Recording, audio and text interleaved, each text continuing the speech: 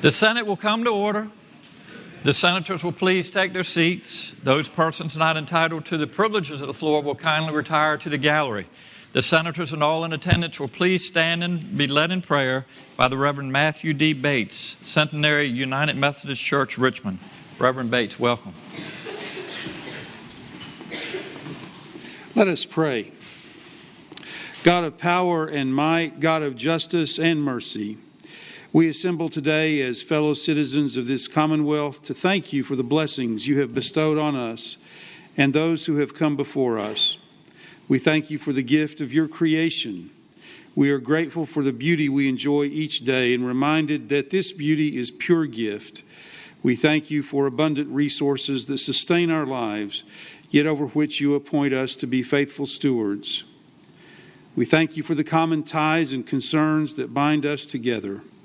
Though we may differ in many ways, we all stand in need of your guidance and blessing. Though we may have different opinions or be members of different parties or be members of different religious traditions, remind us that we are all your children, that we all bear your divine image, and that we need one another's gifts, companionship, and patience to be whole. We thank you for these who give of their time and abilities to serve the people of this Commonwealth. We ask your blessing on this body as it deliberates. Help each member of this House to find the grace to listen as well as to speak. Grant each one the grace to refuse to allow disagreement to be a reason for enmity. Bless us all with the humility to recognize the limits of our human understanding. Forgive us when we fail to remember the most vulnerable in our society. Forgive us when we mix selfish motives with noble ones. Forgive us when our actions bring injury or harm, whether by intention or ignorance. Now we pray that you would bless these, your servants, with gratitude for the opportunities before them to advance the well-being of the citizens of Virginia. Give them this day and all days clarity of mind, devotion to truth, humility of spirit, and goodwill toward one another. Do not let this prayer or any other be merely a perfunctory ritual, but a genuine moment of opening our feeble minds and spirits to the outpouring of your divine grace. Amen. Amen.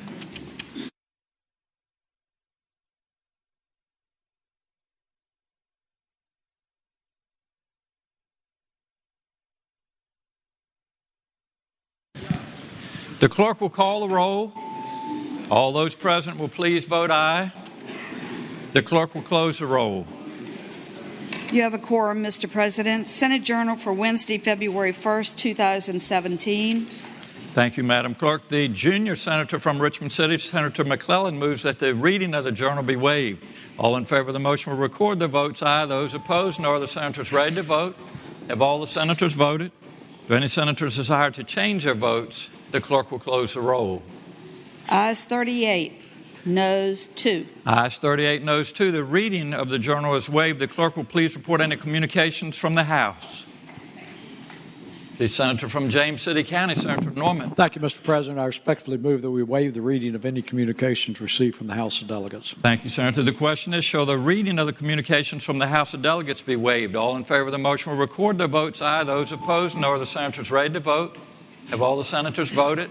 Do any senators desire to change their votes? The clerk will close the roll. Ayes 38, noes 2. Ayes 38, noes 2. The reading of the communication is waived. The clerk will please report any communications from the governor. We do not have any, sir. Thank you, Madam Clerk. The time has come to recognize visitors to the gallery and take up other matters for the morning hour. The senator from Grayson County, Senator Carrico. Thank you, Mr. President. Rise for two introductions. Senator has the floor. Mr. President, in the gallery today, we have visiting us from Wytheville, Virginia, the Wytheville Community College, President Dean Sprinkle, Rhonda Ketron Wood, Jill Ross, who was my first campaign manager, Perry Hughes. I know you all can blame her for that. So, and students Mary Hessler, Daniel Ferrier, Jared Hall, and Alexis Austin. I would ask the body to give them a warm welcome. Thank you, Senator. Would members from the Wytheville Community College please rise?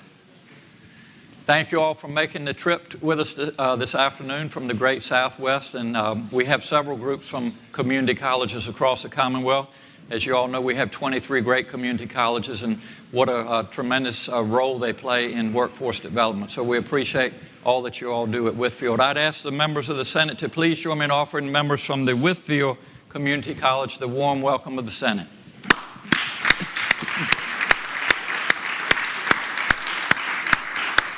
The senator from Grayson, Senator Carrico. Thank you, Mr. President. My second introduction from Abingdon, Virginia, in the gallery today is members of the Southwest Virginia Higher Education Center, which I have the privilege of chairing the Board of Trustees, and have had the privilege of going through the process of hiring a new president. One of my most favorite presidents and hardest working presidents in Virginia, I would say, is with us today, David Matlock.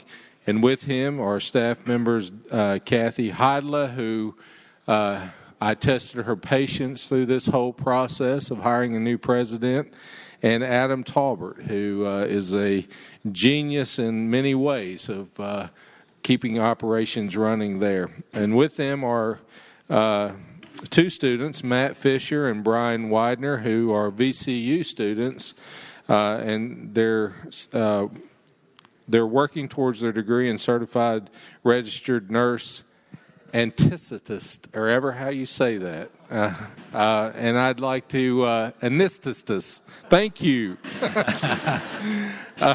If you could give them a warm welcome. They're not pediatric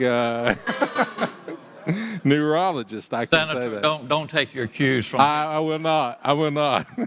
Thank you. If you could give them a warm welcome of the Senate, I would appreciate it, Mr. President. I will. Thank you, Senator.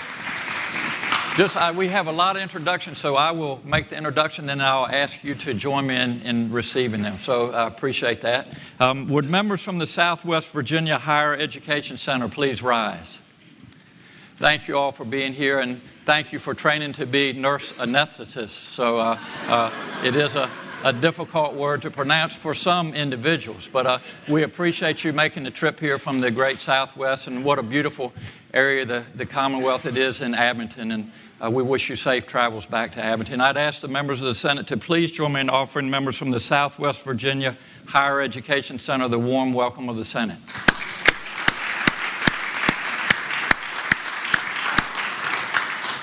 The senior senator from Chesapeake, Senator Cosgrove. Thank you very much, Mr. President. I rise for an introduction. The senator has the floor. Thank you, Mr. President. Today in the gallery we have students from Old Dominion University. ODU is a diverse and dynamic population comprised of 25,000 students. ODU is a leading research institution and is second in the Commonwealth in graduating STEM-H degrees. Please join me in giving the warm Senate welcome to the students representing my alma mater, Old Dominion University. Thank you, Senator. Would the monarchs in the audience please rise?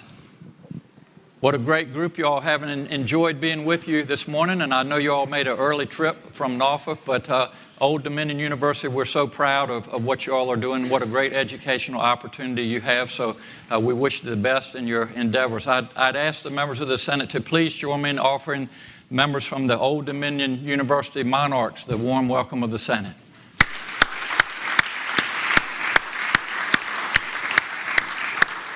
The senior senator from Virginia Beach, Senator Wagner. Thank you, Mr. President. I rise for the purpose of two introductions. Senator has the floor. Thank you, Mr. President. Today is Port Day in the Commonwealth of Virginia. We have representatives from the Virginia Maritime Organization, which was organized in 1920, Mr. President, and to encourage international and domestic trade, to protect our port and ensure that the port continues to get the investments we need to maintain one of the finest, if not the finest port anywhere in the world. It has currently a membership of over 400 member companies representing over 70,000 employees in the Commonwealth of Virginia. And the VMA, or the Virginia Maritime Association, continues to be the voice of the port for progressive development and waterfront in our Virginia maritime economy.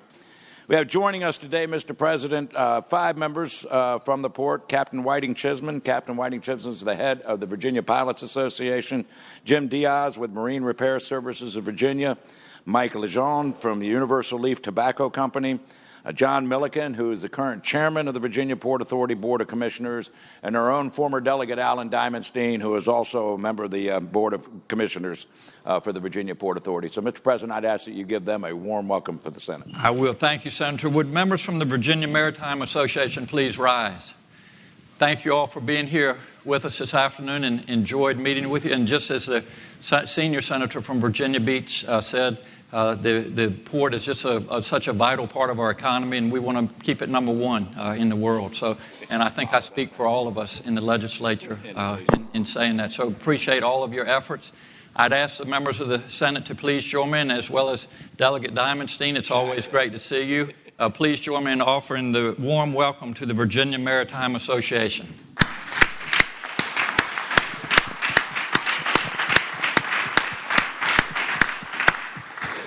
The senior senator from Virginia Beach. And Mr. President, also visiting with us today from the Capitol, and on behalf of myself as well as the senator from Williamsburg, we have 3 members from the Newport News community, the Derek Bloom, who is working in my office this year and also has the honor of driving me and carting me all over Virginia. And his mother is here with him, Miss Debbie Bloom, and Debbie's sister, Connie Kennedy, and I ask you to give them the warm welcome of the Senate. Thank you, Senator. Would Debbie Bloom, Derek Bloom, and Connie Kennedy please rise? Well, welcome to the gallery, and we've all been in Senator Wagner's position, and we appreciate you driving him around. And I'd like to chat with you at some point and kind of compare some notes. But thanks for being here. And Lucille, it's great seeing you as well, Miss Wagner, Frank's beautiful wife. So thanks for being with us today as well. I'd ask the members of the Senate to please join me in offering Debbie Bloom, Derek Bloom, and Connie Kennedy the warm welcome of the Senate.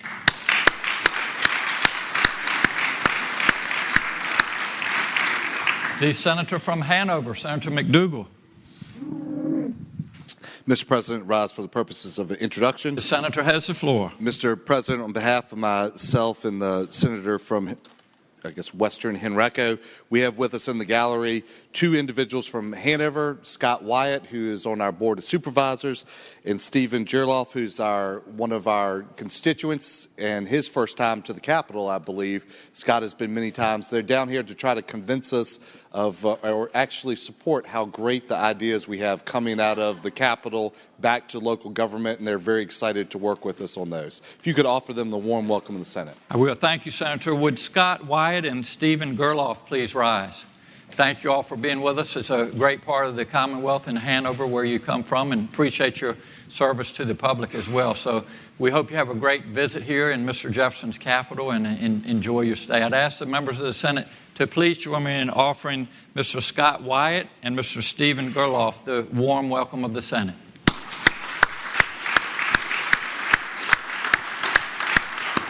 The senator from Stafford, Senator Stewart. Thank you, Mr. President. Rise for an introduction. The senator has the floor. Mr. President, I'm pleased to bring to the attention of the members the presence in the gallery of Lucille Wagner. As you all know, she is the seatmate. I'm sorry, she's the wife of my seatmate. I was kind of wishing, because I tell you, and I know that Lucille knows this, but her husband is a handful to sit by. Mr. President, Lucille has done great work with the pages and the food bank, and I think every year she spearheads this, she breaks a new record for the pages. But I just want to bring to the attention that she is with us today. We appreciate everything that she does, particularly keeping him under control. And Mr. President, I'd ask you to give her the warm welcome of the Senate. Thank you, Senator, and I would second everything you have just said. But Lucille, please rise. Thank you all so much thank you for being with us this afternoon. And as I have said before, the senators always behave a bit better when their spouses are here. So we appreciate you being here as often as you can be. But what the good senator from Stafford said, thanks for all that you do for the community and to help our pages. And I know you've always helped host the Super Bowl party, and that's always been a lot of fun. So it's always great to see you. I'd ask the members of the Senate to please join me in offering Ms. Lucille Wagner the warm welcome of the Senate.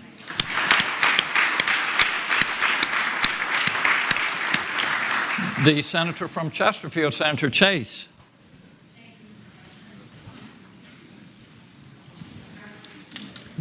Something's wrong with my mic. Thank you, Mr. President. I rise for the purpose of an introduction. The senator has the floor. Today, I would like to introduce Mrs. Lockhart's Manchester High School AP Government student class from Chesterfield County, which is the high school where my boys attend school. Thank you, Senator. Would members from the Manchester High School AP Government Students class please rise? Well, welcome to Mr. Jefferson's Capitol this afternoon, and as you will see as you walk around, there's a tremendous amount of history here, so we hope that adds to your educational experience in your AP class. I'd ask the members of the Senate to please join me in offering members from the Manchester High School AP Government class the warm welcome of the Senate.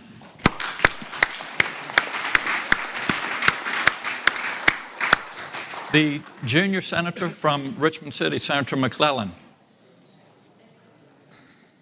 Thank you, Mr. President. I rise for two introductions. The senator has the floor. Thank you, Mr. President.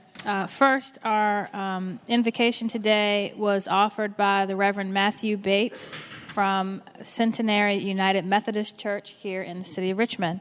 Reverend Bates has held this position for the last 6 years and lives in the Richmond area with his wife, Amy, and has 2 adult children, Justin and Rachel, and I ask that we give him a warm Senate welcome. Thank you, Senator. Would Reverend Matthew Bates please rise? Sir, thank you for being here to get us off on a good start this afternoon, and I know you've been with us before, so we appreciate you returning and always enjoy your wonderful message. I'd ask the members of the Senate to please join me in offering Reverend Matthew Bates the warm welcome of the Senate.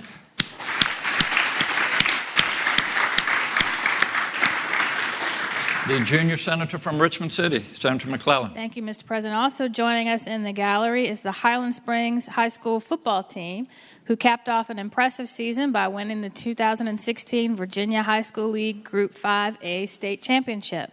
They defeated a talented squad from Stonebridge High School in Loudoun County in a 35-29 nail-biter on December 10, 2016.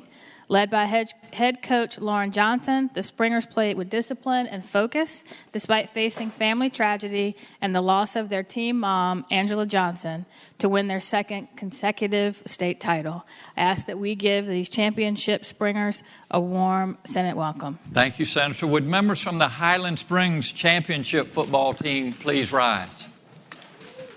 Thank you all.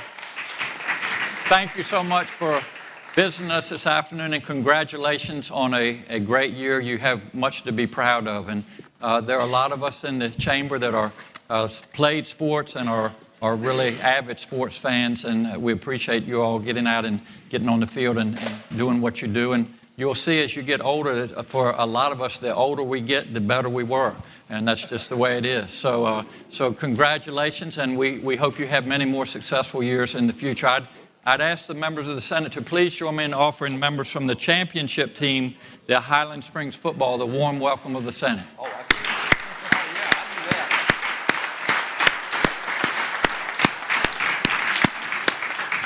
The senator from Augusta, Senator Hanger.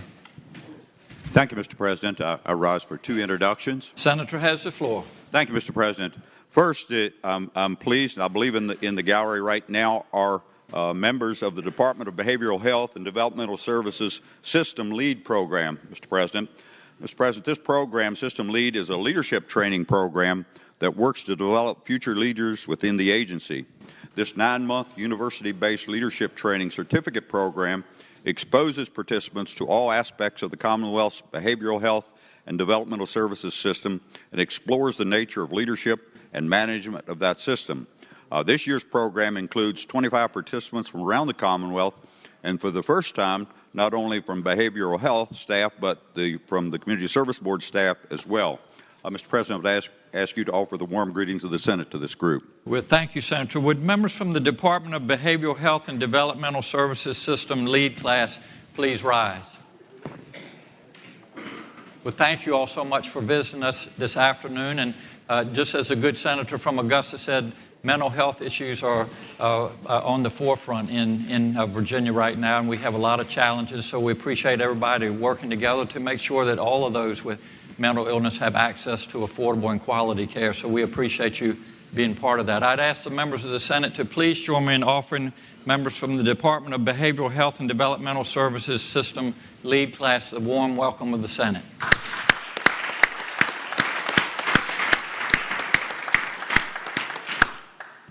The Senator from Augusta, Senator Hanger. Thank you, Mr. President. Also, I'm really honored to recognize a special individual that I hope is still in the gallery at this time, Lisa Wallmeyer. Lisa Wallmeyer is a staff attorney here with Legislative Services, but Lisa is one of those you've had an opportunity to work with, is just such a dedicated and hardworking person. Her principal function now is working as staff to the Senate Finance Committee, but she really works hard, burns the midnight oil to get those amendments together for us for the next day. The reason she is here today is she is accompanied by her son, RJ, who is a first grader at Randolph, who's coming here today to spend the day with Mama, learning more about the legislative process. So I would ask you to recognize Lisa and her son, RJ. I will. Thank you, Senator. Would Miss Lisa Wallmeyer and her handsome son, RJ, please rise?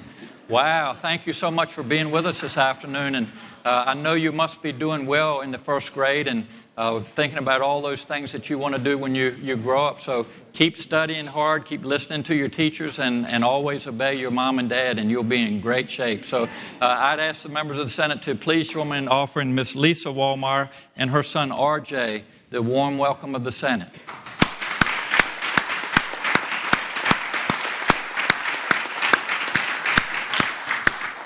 The Senator from Accomack County, Senator Lewis. Mr. President, rise for an introduction. The Senator has the floor. Mr. President, members of the Senate, today we have over 150 United Methodists from around the state attending their 25th Methodist Day at the General Assembly. Some are here with us in the gallery. Others are over on the gallery at the other body.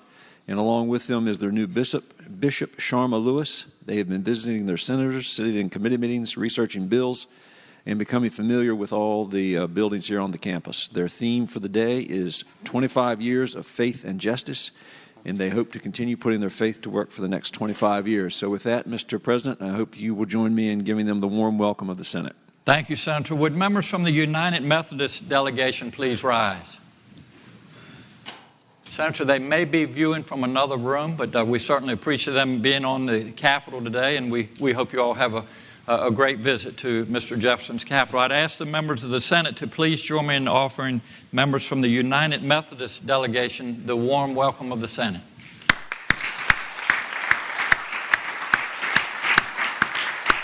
The Senator from James City County, Senator Norman. Thank you, Mr. President. I rise for the introduction of a couple of introductions, sir. First of all, the Senator from Augusta was very kind to introduce Lisa Wallmeyer and her son, RJ. The Senator from Franklin, who was chairing local government this morning, would probably be pleased to know that I tried to get RJ to present the Airbnb bill because I thought it would go a lot quicker. And I even offered to hold him up on the dais so he could be seen, but he respectfully declined. Your Honor, Mr. President, there are two groups in the gallery that I would like for you to extend a warm welcome to. The first is the Boys and Girls Clubs Alliance. And I think all of you are familiar with the extraordinary work that the Boys and Girls Club in the Commonwealth of Virginia does. One of the things that I found interesting is that it supports more than 75,000 school-age children at 111 different sites in 50 cities in the Commonwealth of Virginia. So I would appreciate it if you would extend a very warm welcome to the Director of Government Relations, who is Ronald McNeil. And even though he has previously been recognized, there's also the former extraordinary and one of the most powerful delegates in the history of the Commonwealth of Virginia, Mr. Alan Diamondstein, is up there. And I would extend my apologies to the Boys and Girls Club for missing their reception this morning, but the Senator from Franklin kept me tied up, and I did miss that reception. So if you would extend a very warm welcome to them, please. Thank you, Senator. Would Mr. Ronald McNeil and Delegate Alan Diamondstein and any other members from the Boys and Girls Club Alliance that are with us please rise? Thank you all for being with us this afternoon. I enjoyed visiting with you, and Thanks for all that you do for our youth across the Commonwealth of Virginia. And as we said this morning, our children are our future, and that's what everything depends on. So we appreciate all of your efforts. And Alan, it's always great to see you. And I can't help but take this opportunity to welcome you to the upper chamber of the legislature. So thank you for being here. I'd ask the members of the Senate to please join me in offering Ronald McDeal, the Honorable Alan Diamondstein, and all of our members from Boys and Girls Club Alliance the warm welcome of the Senate.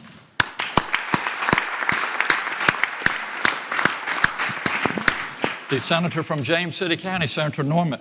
Thank you, Mr. President. A second introduction. I know that every member of this body is particularly proud and appreciative of the extraordinary system of higher education that we have in the Commonwealth of Virginia.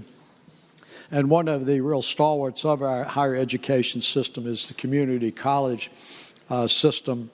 And we're very pleased to have with us today representatives from Thomas Nelson Community College. And one of the things that all of the community colleges have been working on, and particularly Thomas Nelson, is the workforce training programs.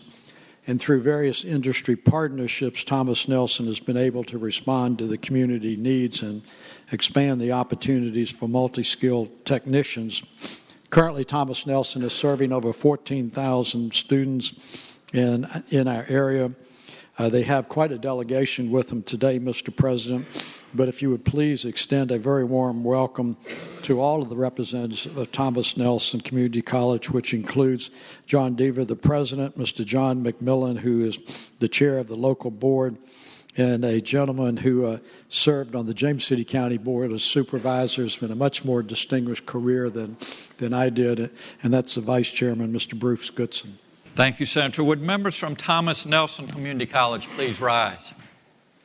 What a great group you have with us this afternoon. We appreciate you being here. And just as the senator from James City County articulated, what an important part of our education process and workforce development the community colleges serve. So we appreciate all of your efforts, your contributions, and to your students, we wish you the best in your educational endeavors. I'd ask the members of the Senate to please join me in offering members from Thomas Nelson Community College the warm welcome of the Senate.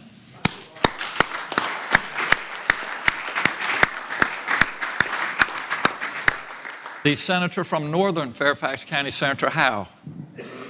Thank you, Mr. President. I rise for an introduction. The senator has the floor. I'm pleased to let you know that today we have over 150 members and supporters of the Virginia Housing Alliance with us. They're here to talk to their representatives about the need to expand affordable housing and to end homelessness here in Virginia. One part of this group is from my personal favorite charity of all time, and that's Cornerstones in Reston. One thing I'm sure we can all agree on here in the Senate is that decent, affordable housing is not only important to family security and stability, it's also the cornerstone of healthy communities. I hope you'll give them the warm welcome of the Senate. Well, thank you very much, Senator. Would members from the Virginia Housing Alliance please rise?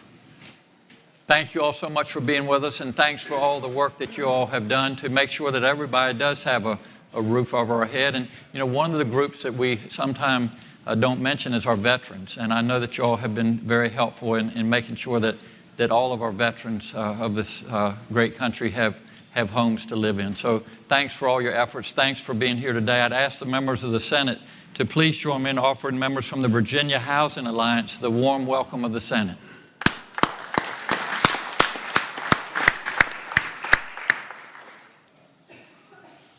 The senator from Rockingham, Senator Obenshain. Mr. President, I rise for an introduction. The senator has the floor. I hope that the guest I'm going to introduce will forgive me for wearing my Virginia Tech tie today, but it is Hokie Day in the Capitol, and I wanted to make sure that, Mr. President, you and the other members were aware of that. And if you come into my office, you can see the Virginia Tech football helmet proudly displayed in my office, so we won't forget about that. But, Mr. President, my purpose in rising is to recognize another member of the higher education establishment here in Virginia, and frankly, a new Virginian.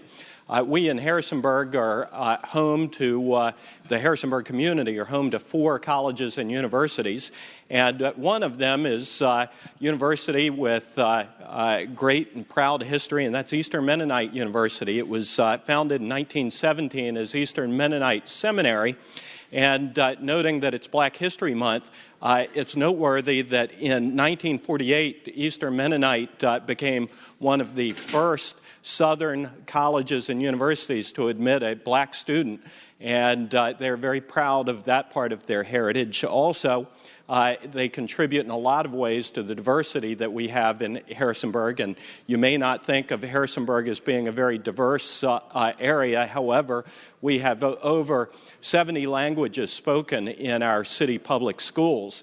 At Eastern Mennonite University, 75% of the faculty have lived or worked internationally, and they contribute a great deal to the diversity. They have a new president, Mr. President. Dr. Susan Schultz Huxman is, as of January 1 of this year, the new president of Eastern Mennonite University. Since 2011, she was president of Conrad Grebel University in Waterloo, Canada. She did go to Bethel College, I think that's in Indiana, and graduated in 1982, and I'm told that she played tennis and was point guard on the basketball team as well. And, Mr. President, she also taught at University of Kansas. Mr. President, I would ask that you extend the warm welcome of the Senate to Dr. Susan Schultz Huxman, and I believe she's accompanied in the gallery today by Lisa Gadati. Thank you, Senator. Would Dr. Susan Huxman and your guests please rise? Welcome, and we're glad you chose to come to Virginia, and what a beautiful area of the Commonwealth that you live in, and thanks for all that you do for education. And just a kind of an aside, the Senate plays the House each year in basketball, so we're always looking for help. So if you can join us next session, we didn't fare as well as we wanted to this year, but there's always next year. So thank you for all you do. I'd ask the members of the Senate to please join me in offering Dr. Susan Huxman the warm welcome of the Senate.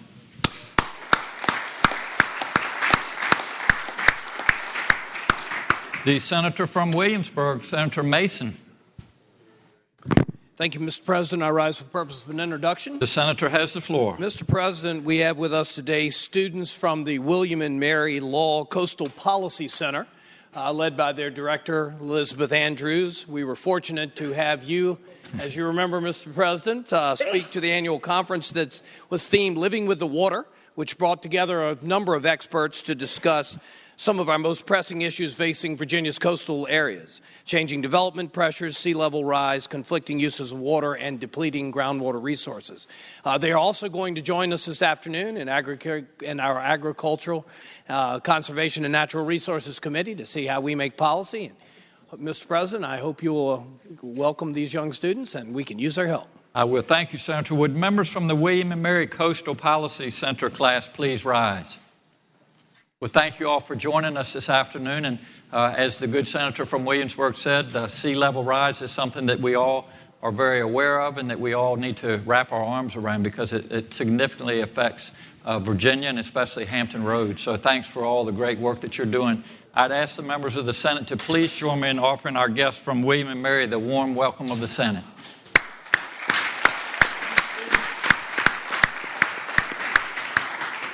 The Senator from Henrico, Senator Donovan. Thank you, Mr. President. I rise for the purposes of an introduction. The Senator has the floor. Thank you. In the gallery today are nursing students from all across Virginia. They've joined us today to advocate for more than 100,000 registered nurses in Virginia, the largest group of healthcare professionals in the Commonwealth. And, Mr. President, it may not surprise you to know that when surveyed, patients often say they trust their nurses more than their doctors. Is that right? Yes, sir. Well, thank you. Thank you, Senator. Would members from the Virginia Nurses Association please rise? thank you all for being here, and I can attest that Dr. Donovan and I both realize the importance of nurses in our overall mission in caring for our patients, and we thank you for all that you do to make Virginia a healthier place to live and raise our families. So we appreciate you being here this afternoon and advocating for the interests of our nursing profession. I'd ask the members of the Senate to please join me in offering members from the Virginia Nurses Association the warm welcome of the Senate.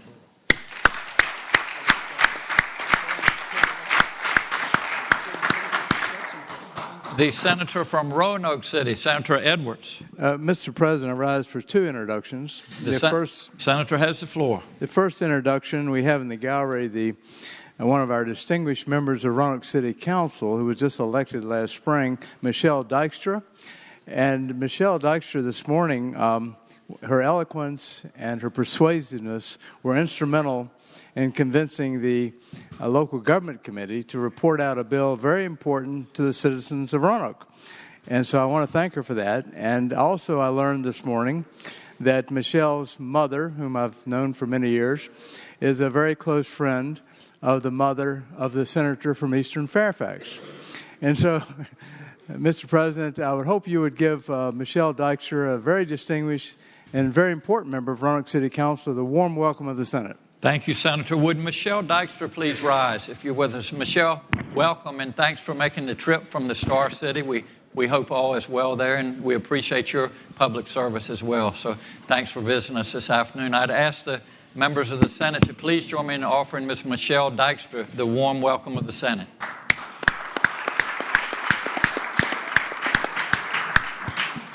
And Mr. President, the senator from Roanoke City. As the senator from Rockingham County noted, today is Hokie Day in the Senate and Hokie Day in the Capitol.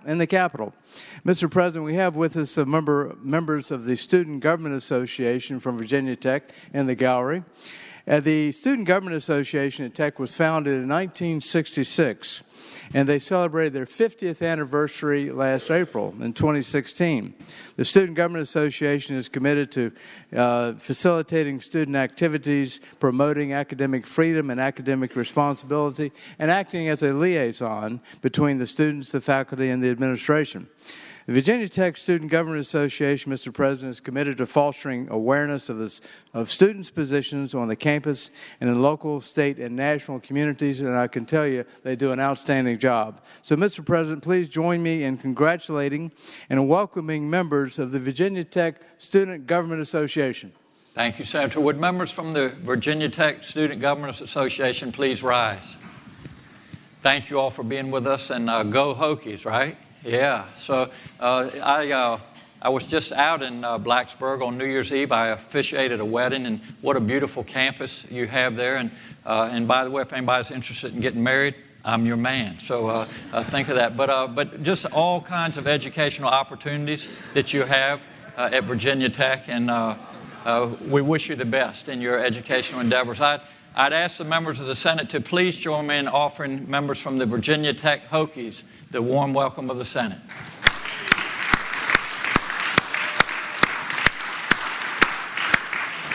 The senior senator from Fairfax, Senator Saslaw.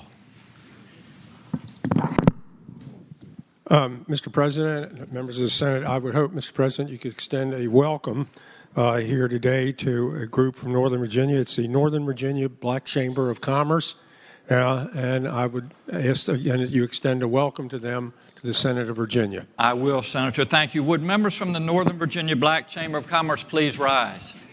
And thanks so much for your patience, for being with us today, and I enjoyed meeting with you this morning. And just as we talked about, small businesses are the backbone of our economy in Virginia, and so we appreciate all that you do to contribute to economic development across the Commonwealth. I'd ask the members of the Senate to please join me in offering members from the Northern Virginia Black Chamber of Commerce the warm welcome of the Senate.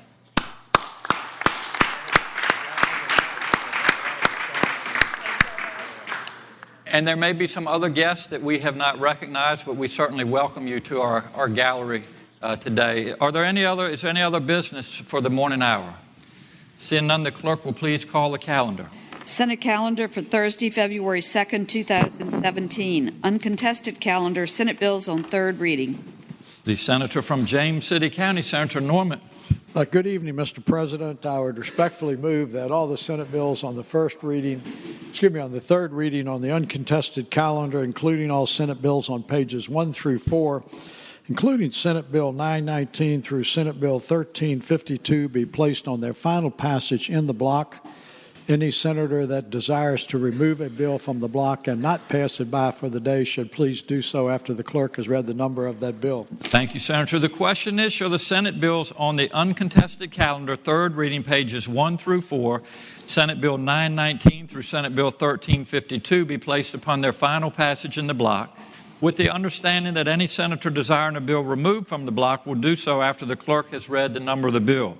All in favor of the motion will say aye. Those opposed, no. The ayes have it. The motion is agreed to. The bills are before us in the block. The clerk will please read the number of the bills. Senate Bill 919. The senator from Roanoke City, Senator Edwards. Mr. President, we have a couple of floor amendments. Senator, if you could just pull it out of the block and then we'll come back to it if that'd be okay. Without objection, Senate Bill 919 will come out of the block. Senate Bill 940, Senate Bill 890, Senate Bill 927, Senate Bill 1288, Senate Bill 1305, Senate Bill 1310, Senate Bill 1333, Senate Bill 1352. Thank you, Madam Clerk. The question is, shall the bills in the block pass? That is, all bills except for 919 on page 1. All in favor of the passage of the bills will record their votes aye. Those opposed, no. Are the senators ready to vote? Have all the senators voted? Do any senators desire to change their votes? The clerk will close the roll. Ayes 40, noes 0. Ayes 40, noes 0. The bills in the block pass. Returning to page 1, Senate Bill 919, the senator from Rockingham, Senator Obenshain. I have 2 floor amendments. I'd like to withdraw both. Thank you, Senator. The senator from Roanoke City. Without objection, the floor amendments will be withdrawn. The senator from Roanoke City. Mr. President, I have 5 floor amendments that have been distributed, and I would ask that we waive the reading of Senator, these. we're going to need to go back to the second reading if we can.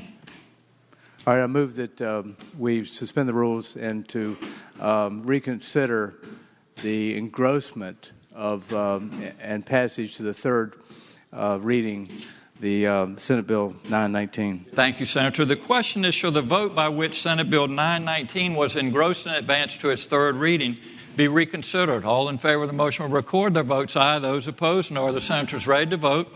Have all the senators voted? Do any senators desire to change their votes? The clerk will close the roll. Ayes 38, noes 0. Ayes 38, noes 0. The motion is agreed to. The senator from Roanoke City. Mr. President, I move that we waive the reading of the 5 floor amendments. Thank you, Senator. The question is, shall the reading of the floor amendments be waived? All in favor of the motion will say aye. Aye. Those opposed, no. The ayes have it. The reading of the floor amendments is waived. The senator from Roanoke City. Mr. President, to these 5 simple floor amendments, 3 of which just are numbering amendments, makes this bill very simple. It just simply allows the city of any locality, when they have to demolish or repair structures on an emergency basis for blight or because of fire, whatever, to be able to sue and maintain a lien on the property, which now is not authorized under existing law. So with that understanding, I move that the floor amendments be approved, and I believe we have agreement on this, and be approved in block. Thank you, Senator. The senator from Rockingham, Senator Obenshain. We've been talking about this for a couple of days, passing it by for a couple of days. I thank the senator from Roanoke City. This does address the concerns that some of us have been batting around, and I agree and concur with the passage of the floor amendments. Thank you, Senator. The question is, shall the floor amendments in block be agreed to? All in favor of the motion will say aye. Aye. Those opposed, no. The ayes have it. The floor amendments are agreed to. The senator from Roanoke City. Now I move that we suspend the rules and engross and pass the bill on to its third reading. Thank you, Senator. The question, we'll do it one step at a time. The question is, shall The bill being engrossed and advanced to its third reading. All in favor of the motion will say aye. Aye. Those opposed, no. The ayes have it. The bill is engrossed and advanced to its third reading. The senator from Roanoke City.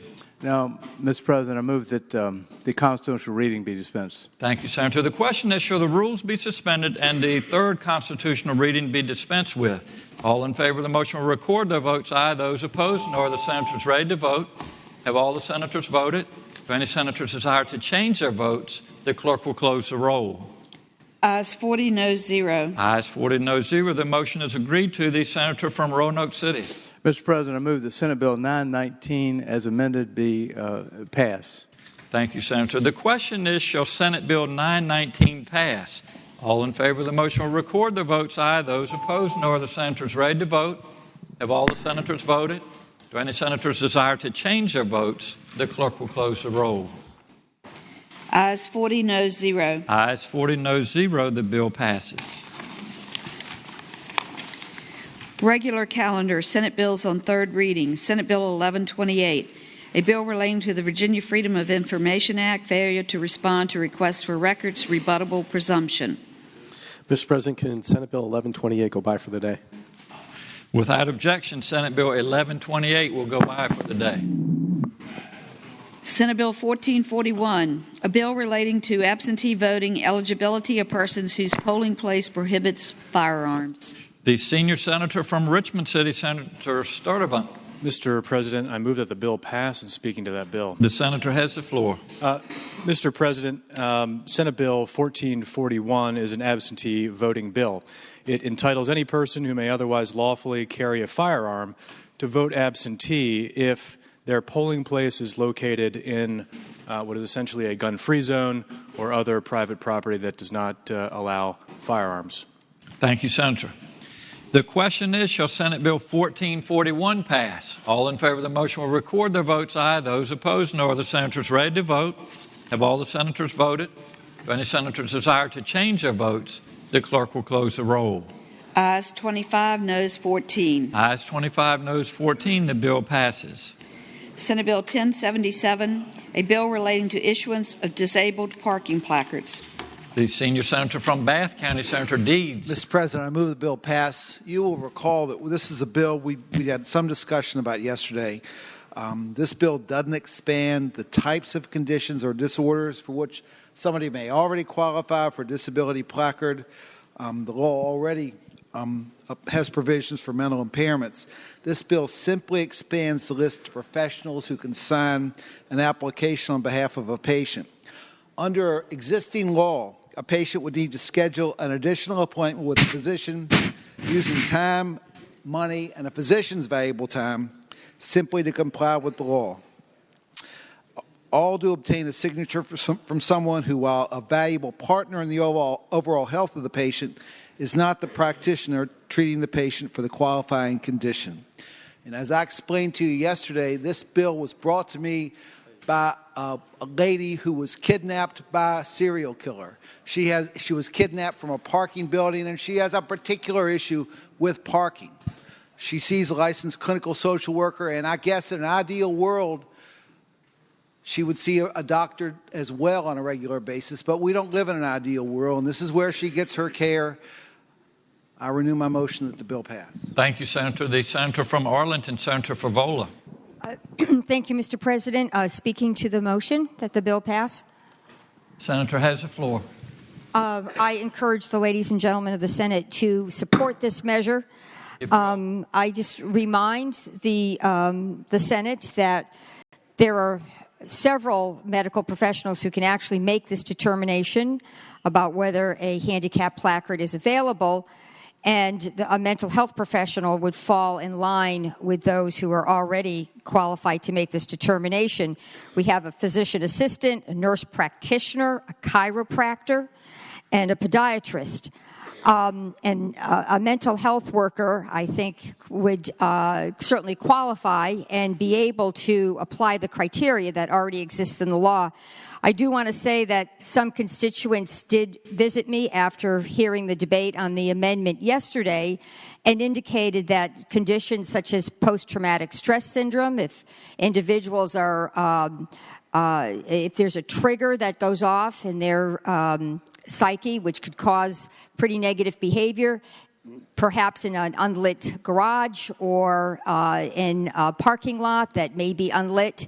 There could also be potential victims of sexual assault who, because of the nature of the assault or where it happened, certainly could not park in a parking lot at the back of the lot.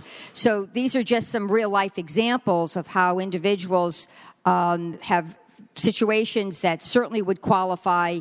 They should be able to achieve the placard by going through a reasonable and accessible process. And mental health providers are much more accessible than other medical professionals. So I really urge the Senate to pass this. Thank you. Thank you, Senator. The senator from Henrico, Senator Donovan. Yes, thank you, Mr. President. Speak to the bill. The senator has the floor. So I think we should be very, very careful here to not displace our empathy for people who might need the placard with what is going on in this piece of legislation. I think everybody in this body is very empathetic to the needs of somebody that might have more than physical issues that make it difficult for them to park in distant places. What this bill is doing is making a dramatic change in who has the ability to make that designation.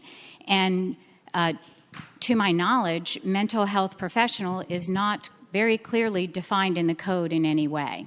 And is it possible that CSB providers could write these, could fill out these requests for the placard? I think that we have a process that is in place with health professionals that are perfectly capable of filling out this form and submitting the information. And in this case, we may just consider letting everybody fill out their own if we're going to make it so general as to say mental health providers. Thank you, Mr. President. Thank you, Senator. The senior senator from Bath County, Senator Deeds. Mr. Chair, the reason the amendment was drawn the way it was mental health professional, which is what the amendment refers to, the substitute refers to, is defined in 54.1-2400.1. It includes licensed professional counselors, licensed clinical social workers, licensed clinical psychologists, and other people who are licensed. So it's very well defined in the Code of Virginia, and I would suggest that the difference between that and mental health providers, which is also provided defined in the code, is that a professional is one who is licensed, like the other people who are authorized to sign these consent forms in the code. And I would ask you to pass the bill. Thank you, Senator. The senator from Rockingham, Senator Obenshain. Mr. President, I would ask if the gentleman would yield for a question. Would the senator from Bath yield for a question? He yields, Senator. Mr. President, I would ask whether mental health care professionals includes all licensed health care professionals. The senator from Bath. More than 70% of psychotropic medication in this country is prescribed by general practitioners, so I would think that it could apply to anyone who is licensed, yes. Mr. President. Senator from Rockingham. I would further ask whether he'd yield for a further question. He yields, Senator. Yes, sir. Would it apply to nurses? Senator from Bath. I'm not certain whether it would apply to nurses, but I know that licensed nurse practitioners are already allowed to sign these consent forms. Senator from Rockingham. Further question. If the gentleman is not sure whether it would apply to nurses who are licensed nurses practicing in a mental health care clinical setting, wonder whether the gentleman could tell us whether it would apply to licensed practical nurses or even CNAs. The senator from Bath. I would say to the gentleman that the code section referred to, 54.1, 2000.1, breaks down professionals and separates professionals from providers. And professionals are licensed clinical counselors, licensed clinical social workers, licensed clinical psychologists, licensed doctors of medicine or osteopathic medicine qualified as a mental health professional. So that part is pretty specific. The other people may be providers, but they're not covered in this bill.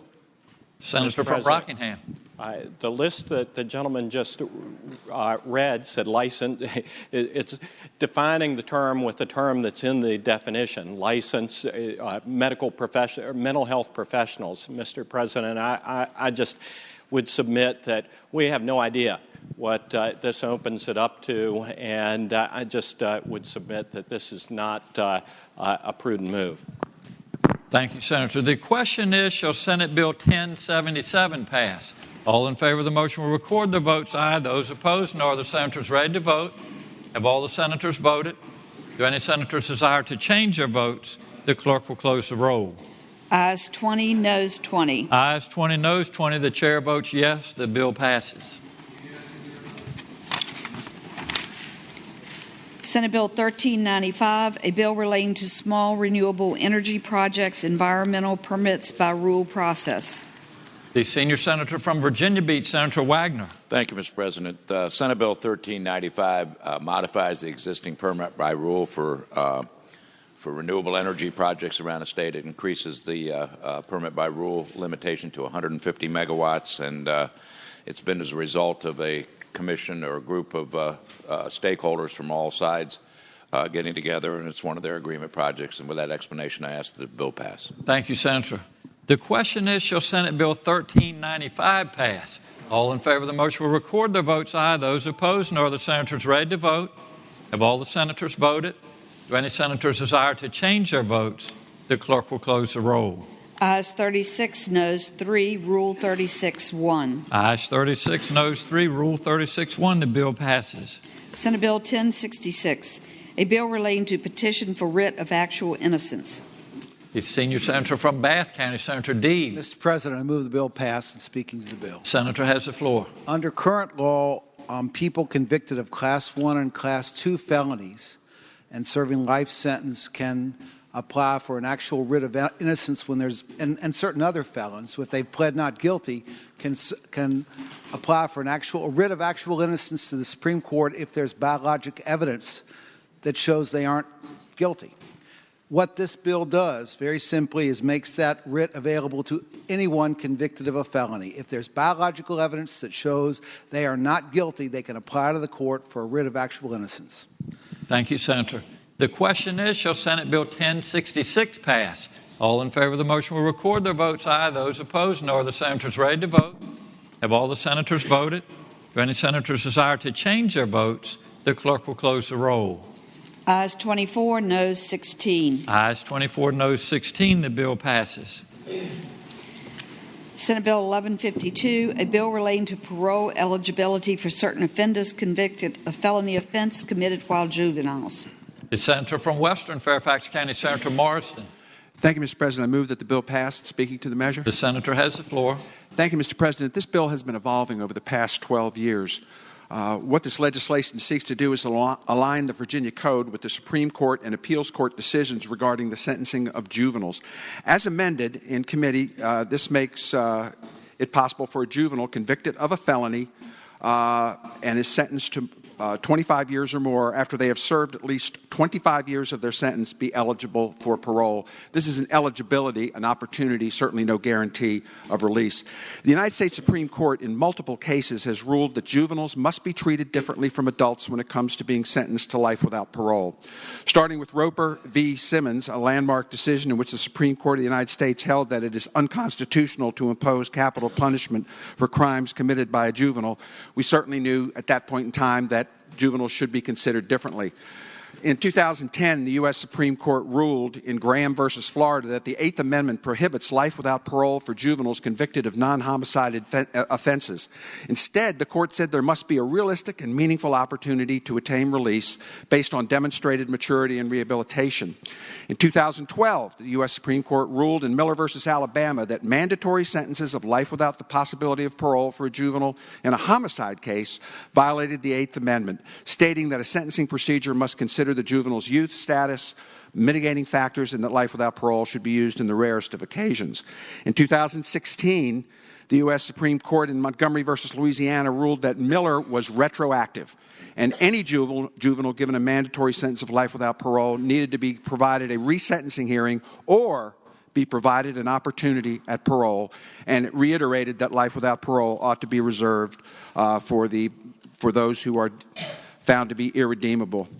Because Virginia law eliminated parole in 1995, our code is inconsistent with the Graham, Miller, and Montgomery decisions. In response to the U.S. Supreme Court in Graham, the Virginia Supreme Court ruled in Angel versus the Commonwealth that geriatric parole sufficed as a remedy to Graham. That meant eligibility at age 60. And that this satisfied those conditions. However, in the LeBlanc case, which was decided about 2 weeks ago, the federal courts in both the Eastern District of Virginia and the Fourth Circuit Court of Appeals ruled that geriatric parole did not satisfy the Graham and Miller and Montgomery requirements. No appeal has been filed to that decision. And just in the last couple of weeks, Judge Caceres of the United States District Court in the Eastern District of Virginia ordered a resentencing hearing based on the LeBlanc case, and has ordered the case back for a resentencing. And of course, Mr. President, this means dragging the family of victims back into court and relitigating this matter. So this is where we are today, with years of appeals behind us and likely years more of resentencing hearings to come unless the General Assembly acts. The message from the federal courts is clear. Juveniles must be considered differently from adults, and states must change their sentencing structure and provide a remedy for those whose Eighth Amendment rights have been violated. This legislation seeks to provide that remedy. In Montgomery versus Louisiana, the court suggested that parole was the preferable way to resolve this issue, as a resentencing hearing was time-consuming, more difficult on victims, and expensive for the courts. This legislation would provide a parole hearing for any juvenile sentenced to more than 25 years for a crime or series of crimes after they have served 25 years of their sentence. The original bill, Mr. Speaker, was 20 years. And in the Virginia, a Class 2 felony is 20 years to life. This exceeds that. So this legislation also strengthens the directions to the parole board, requiring that Graham language consider maturity and rehabilitation as a standard.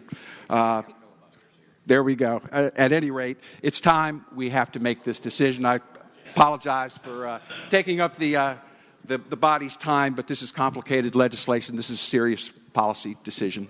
Thank you, and I move that the bill pass. Thank you, Senator. The senator from Rockingham, Senator Obenshain. Mr. President, I rise in support of this bill and would point out a couple of things. Number one, the gentleman is right. If we don't do this, federal courts are going to substitute their judgment for us.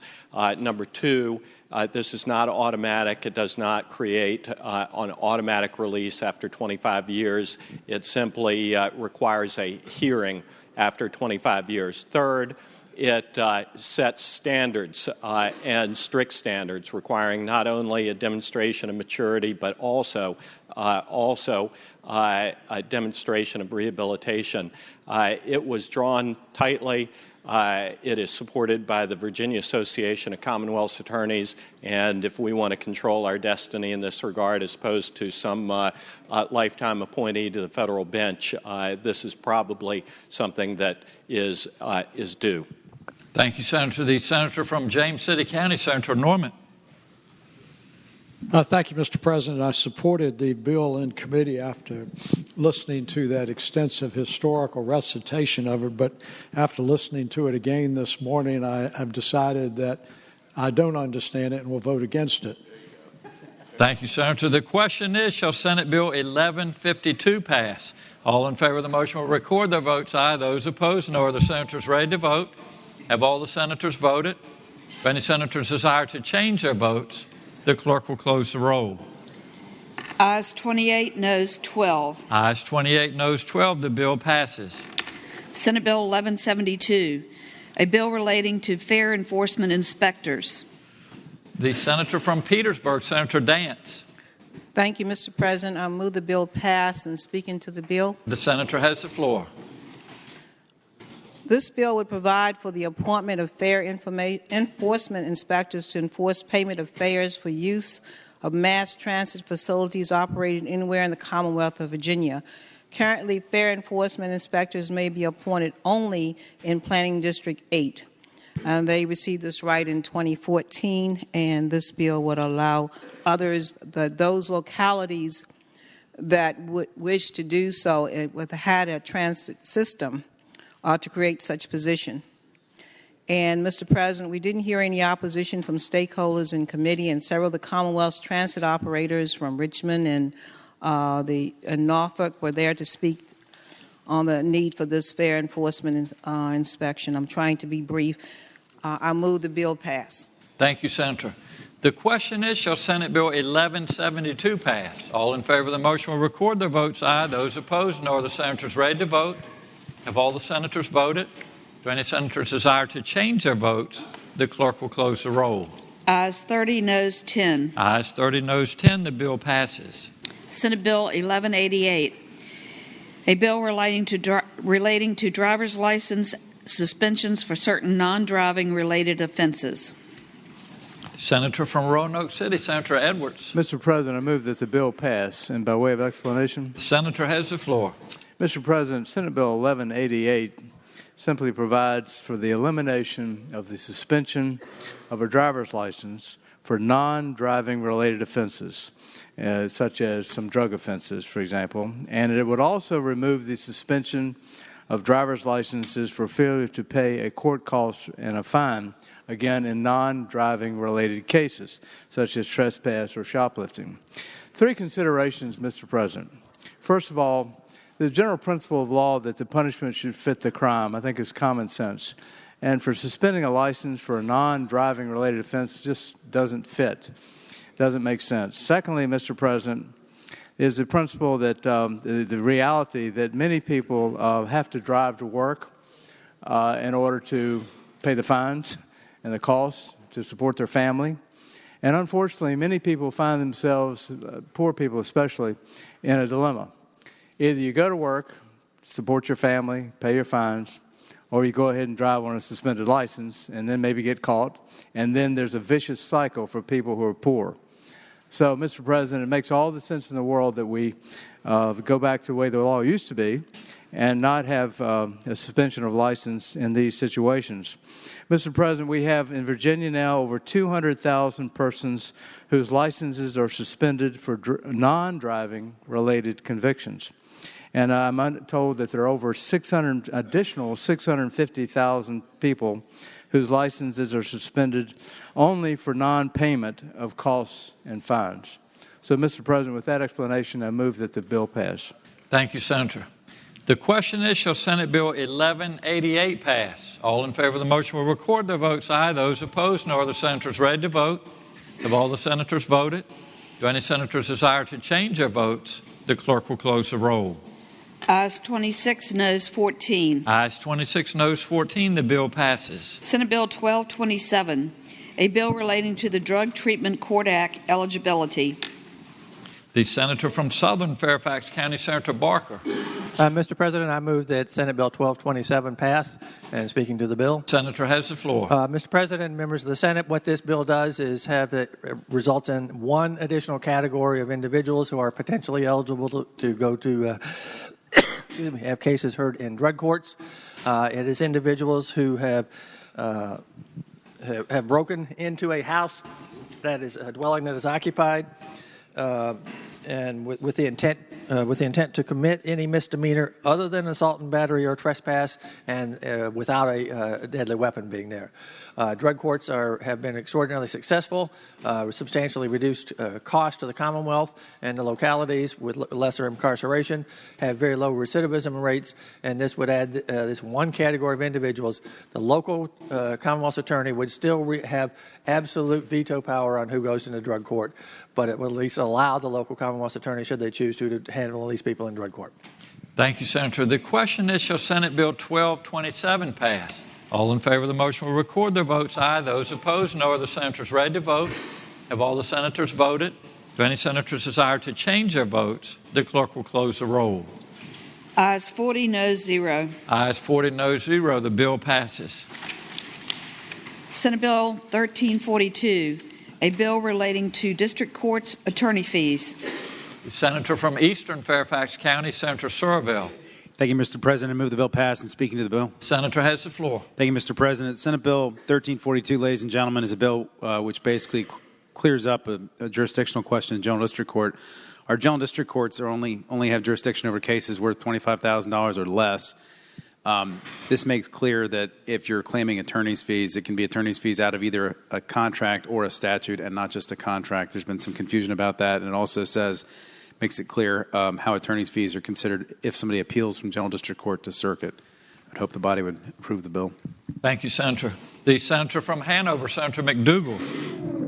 Thank you, Mr. President. Rising to speak against the bill. The senator has the floor. Mr. President, I actually thought that part of the attempt in this bill was very good to clarify what is needed in order to appeal and at what point you could do that. The part that I had a concern about is, and for those of you who don't practice, you might not be aware of this, in Virginia we have a right to a trial de novo from district court to circuit court, meaning anything can be appealed to circuit court and get a new trial, just like the first one never occurred. But you have to be able to appeal.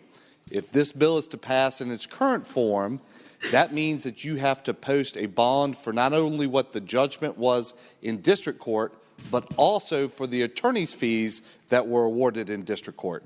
Mr. President, we've had a long-standing policy about allowing or requiring that a bond be posted for the actual judgment amount just to make sure that individuals who owed money did not prolong the process unnecessarily. But, Mr. President, I have some real substantive concerns that we're going to say an award of attorney's fees are going to be what could be a bar to you appealing the case to circuit court, because those are not limited to that $25,000. They could be $5,000.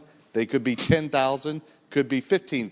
Mr. President, I do think that that substantively changes how we deal with these appeals and is the reason I'm going to be voting no and would ask the members to as well. Thank you, Senator. The senator from Eastern Fairfax County, Senator Surville. Thank you, Mr. President. I appreciate the gentleman's concern. I would just say to the body that that there are courts that are already requiring attorney's fees to be included as the part of the bond. There were just some judges that weren't sure if they had the authority or not, the way the code currently existed. And so from my perspective, by making it clear in the code that attorney's fees are in fact part of your damages, it makes it clear. And just so the body has an understanding of what we're talking about here. I mean, sometimes you might bring a lawsuit against somebody for what might be a small amount of money, maybe $2,000, $3,000, $4,000, $5,000. The other side litigates it very vigorously, and you end up running up like a $10,000 or $15,000 bill, which your contract. If you're, a lot of businesses have attorney's fees provisions in their contracts. There are also some statutes that allow you to recover your attorney's fees to make these suits feasible. They'll run up a big bill, and you get that as part of your award. And this simply says if you're gonna litigate this thing to death and defend it to death and run up a big attorney fee bill, then if you want to appeal it to circuit court and keep it going, then you should have to post up cash in that amount if you want to keep that lawsuit going. And that's consistent with our existing policy in this state and has been for a long time. I would urge the body to pass the bill. Thank you, Senator. The senior senator from Loudoun County, Senator Black. Thank you, Mr. President. I had intended to vote in favor of this bill until listening to the remarks of the gentleman from Hanover. The trial de novo is such an elemental piece of our system of justice that I think anything that puts it at risk, anything that impedes the use of it is really sort of a fundamental alteration in the way that we do justice. The general district courts are sort of the everyman's court. They're the place for common disputes to be resolved, and hopefully to be resolved in a way that does not overly tax the litigants. That's one of our huge problems with our system of justice, is that it just costs so much money to go through court. And so I reluctantly will change my vote to no, because I really do not want to see anything that increases the burden on the ordinary litigant. Thank you.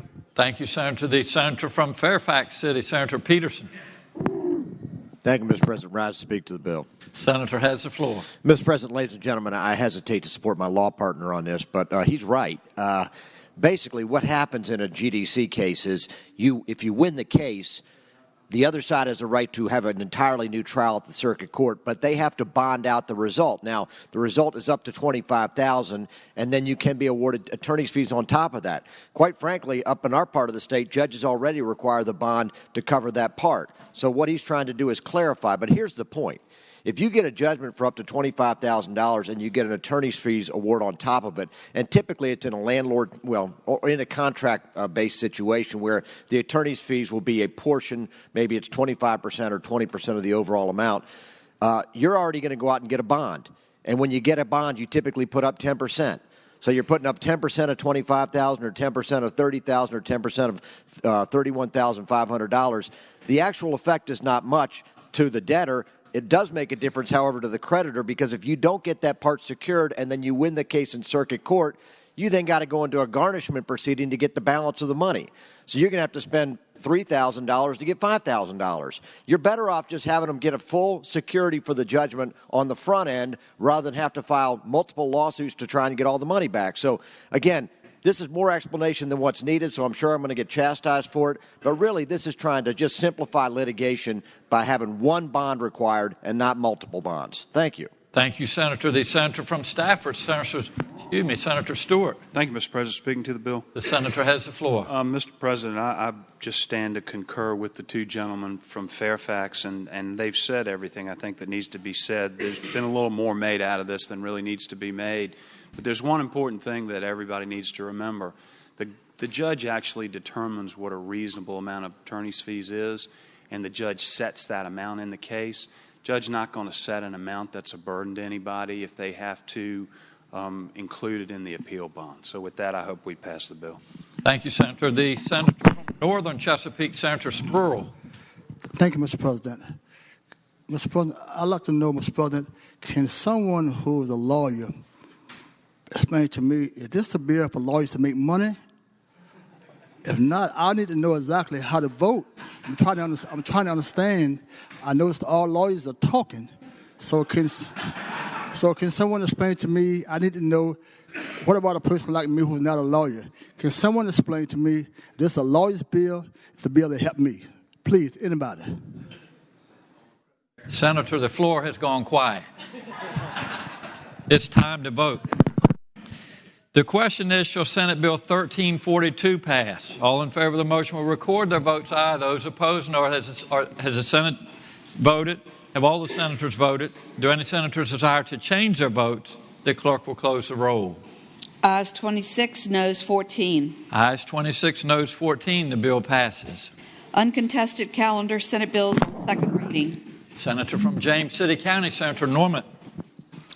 Thank you, Mr. President. I would remind everyone that these are the Senate bills on the second reading on the uncontested calendar, which would be my intention to take all the way through passage subject to a single exception. Mr. President, I respectfully move that all Senate bills on the second reading on the uncontested calendar, including all Senate bills on pages 8 through 17, including Senate Bill 1551 through Senate Bill 1483, be engrossed in advance to the third reading in the block after the adoption of any amendments. Any senator who desires to remove a bill from the block should please do so after the clerk has read the number of that bill. Thank you, Senator. The question is, shall all Senate bills on second reading on the uncontested calendar, pages 8 through 17, Senate Bill 1551 through Senate Bill 1483, be engrossed in advance to their third reading in the block after the adoption of the amendments thereto, that any senator desiring to remove a bill from the block will do so after the clerk has read the number of the bill. All in favor of the motion will say aye. Those opposed, no. The ayes have it. The motion is agreed to. Senate Bill 1551, reported from the Committee on Finance with a substitute. The senator from Bedford, Senator Newman. Mr. President, I move that the substitute be agreed to. The question is, shall the committee substitute be agreed to? All in favor of the motion will say aye. Those opposed, no. The ayes have it. The substitute is agreed to. Senate Bill 800, reported from the Committee for Courts of Justice with a Commerce and Labor with a substitute. The senator from Franklin County, Senator Stanley. Thank you, Mr. President. I now move that the committee substitute be agreed to. The question is, shall the substitute be agreed to? All in favor of the motion will say aye. Those opposed, no. The ayes have it. The substitute is agreed to. Senate Bill 839, reported from the Committee on Commerce and Labor with a substitute. The senior senator from Richmond City, Senator Sturdivant. Mr. President, I move that the committee substitute be agreed to. The question is, shall the committee substitute be agreed to? All in favor of the motion will say aye.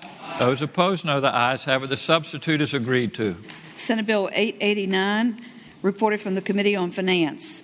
Senate Bill 966, reported from the Committee on General Laws and Technology with a substitute. The senator from Rockingham, Senator Obenchain. Mr. President, I would ask that the committee substitute be agreed to. The question is, shall the substitute be agreed to? All in favor of the motion will say aye. Those opposed, no. The ayes have it. The substitute is agreed to. Senate Bill 982, reported from the Committee on Finance. Senate Bill 10. The senator from Alexandria, Senator Eben. Could Senate Bill 982 come out of the block?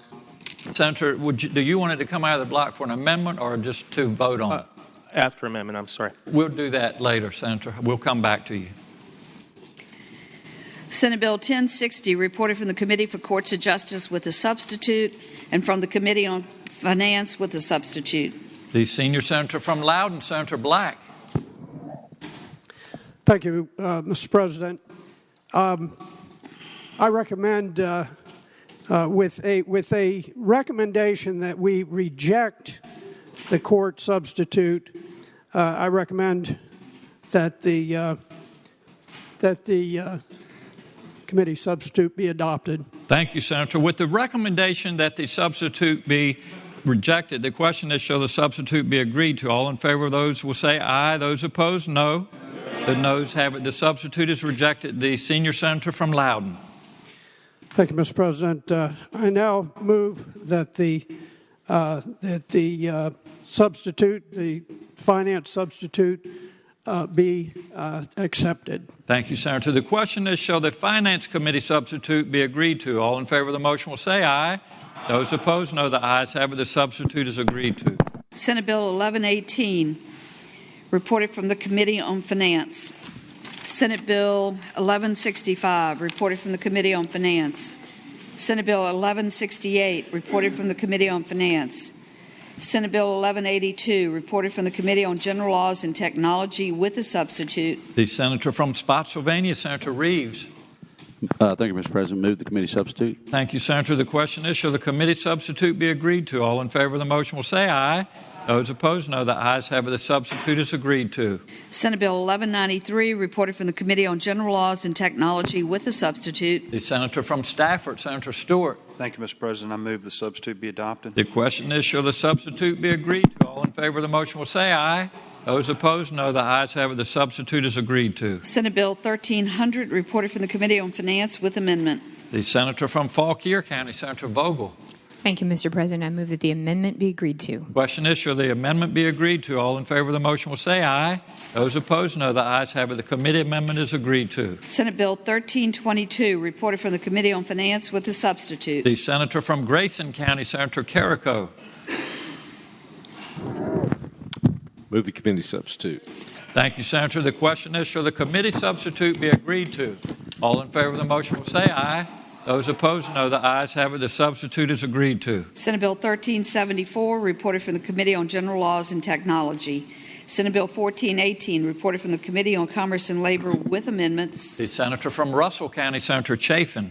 Mr. President, I move that the committee amendments be agreed to. The question is, shall the committee amendments be agreed to? All in favor of the motion will say aye. Those opposed, no. The ayes have it. The committee amendments are agreed to. Senate Bill 1427, reported from the Committee on Finance.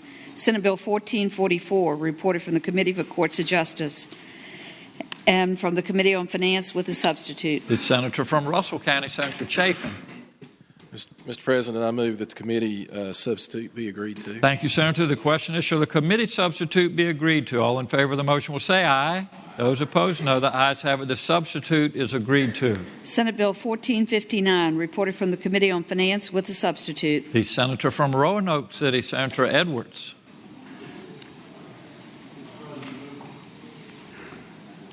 Yeah, Mr. President, move the committee substitute. Thank you, Senator. The question is, shall the committee substitute be agreed to? All in favor of the motion will say aye.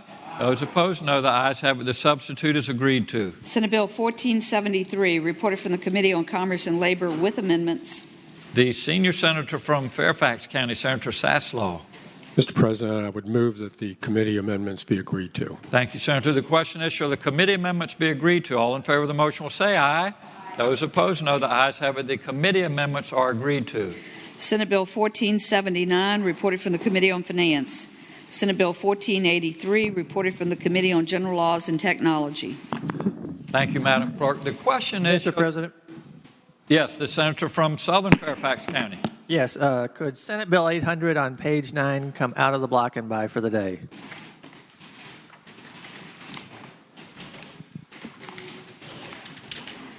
Without objection, Senate Bill 800 will come out of the block and by for the day.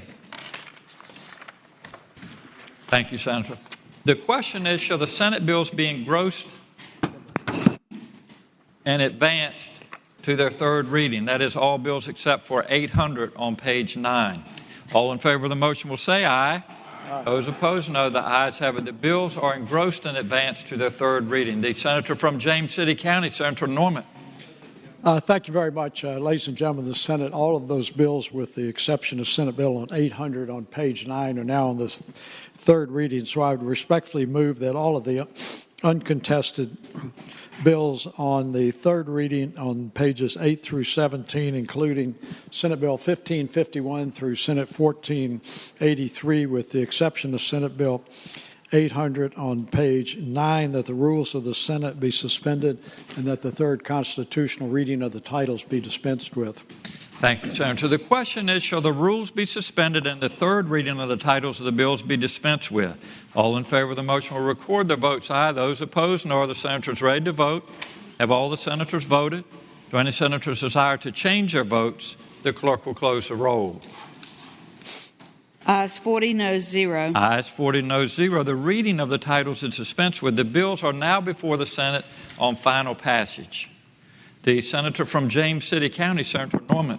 Thank you, Mr. President. I would now move that all the Senate bills on the third reading on the uncontested calendar, including all Senate bills on pages 8 through 17, which would be Senate Bill 1551 through Senate Bill 1483, excuse me, be placed on their final passage in the block.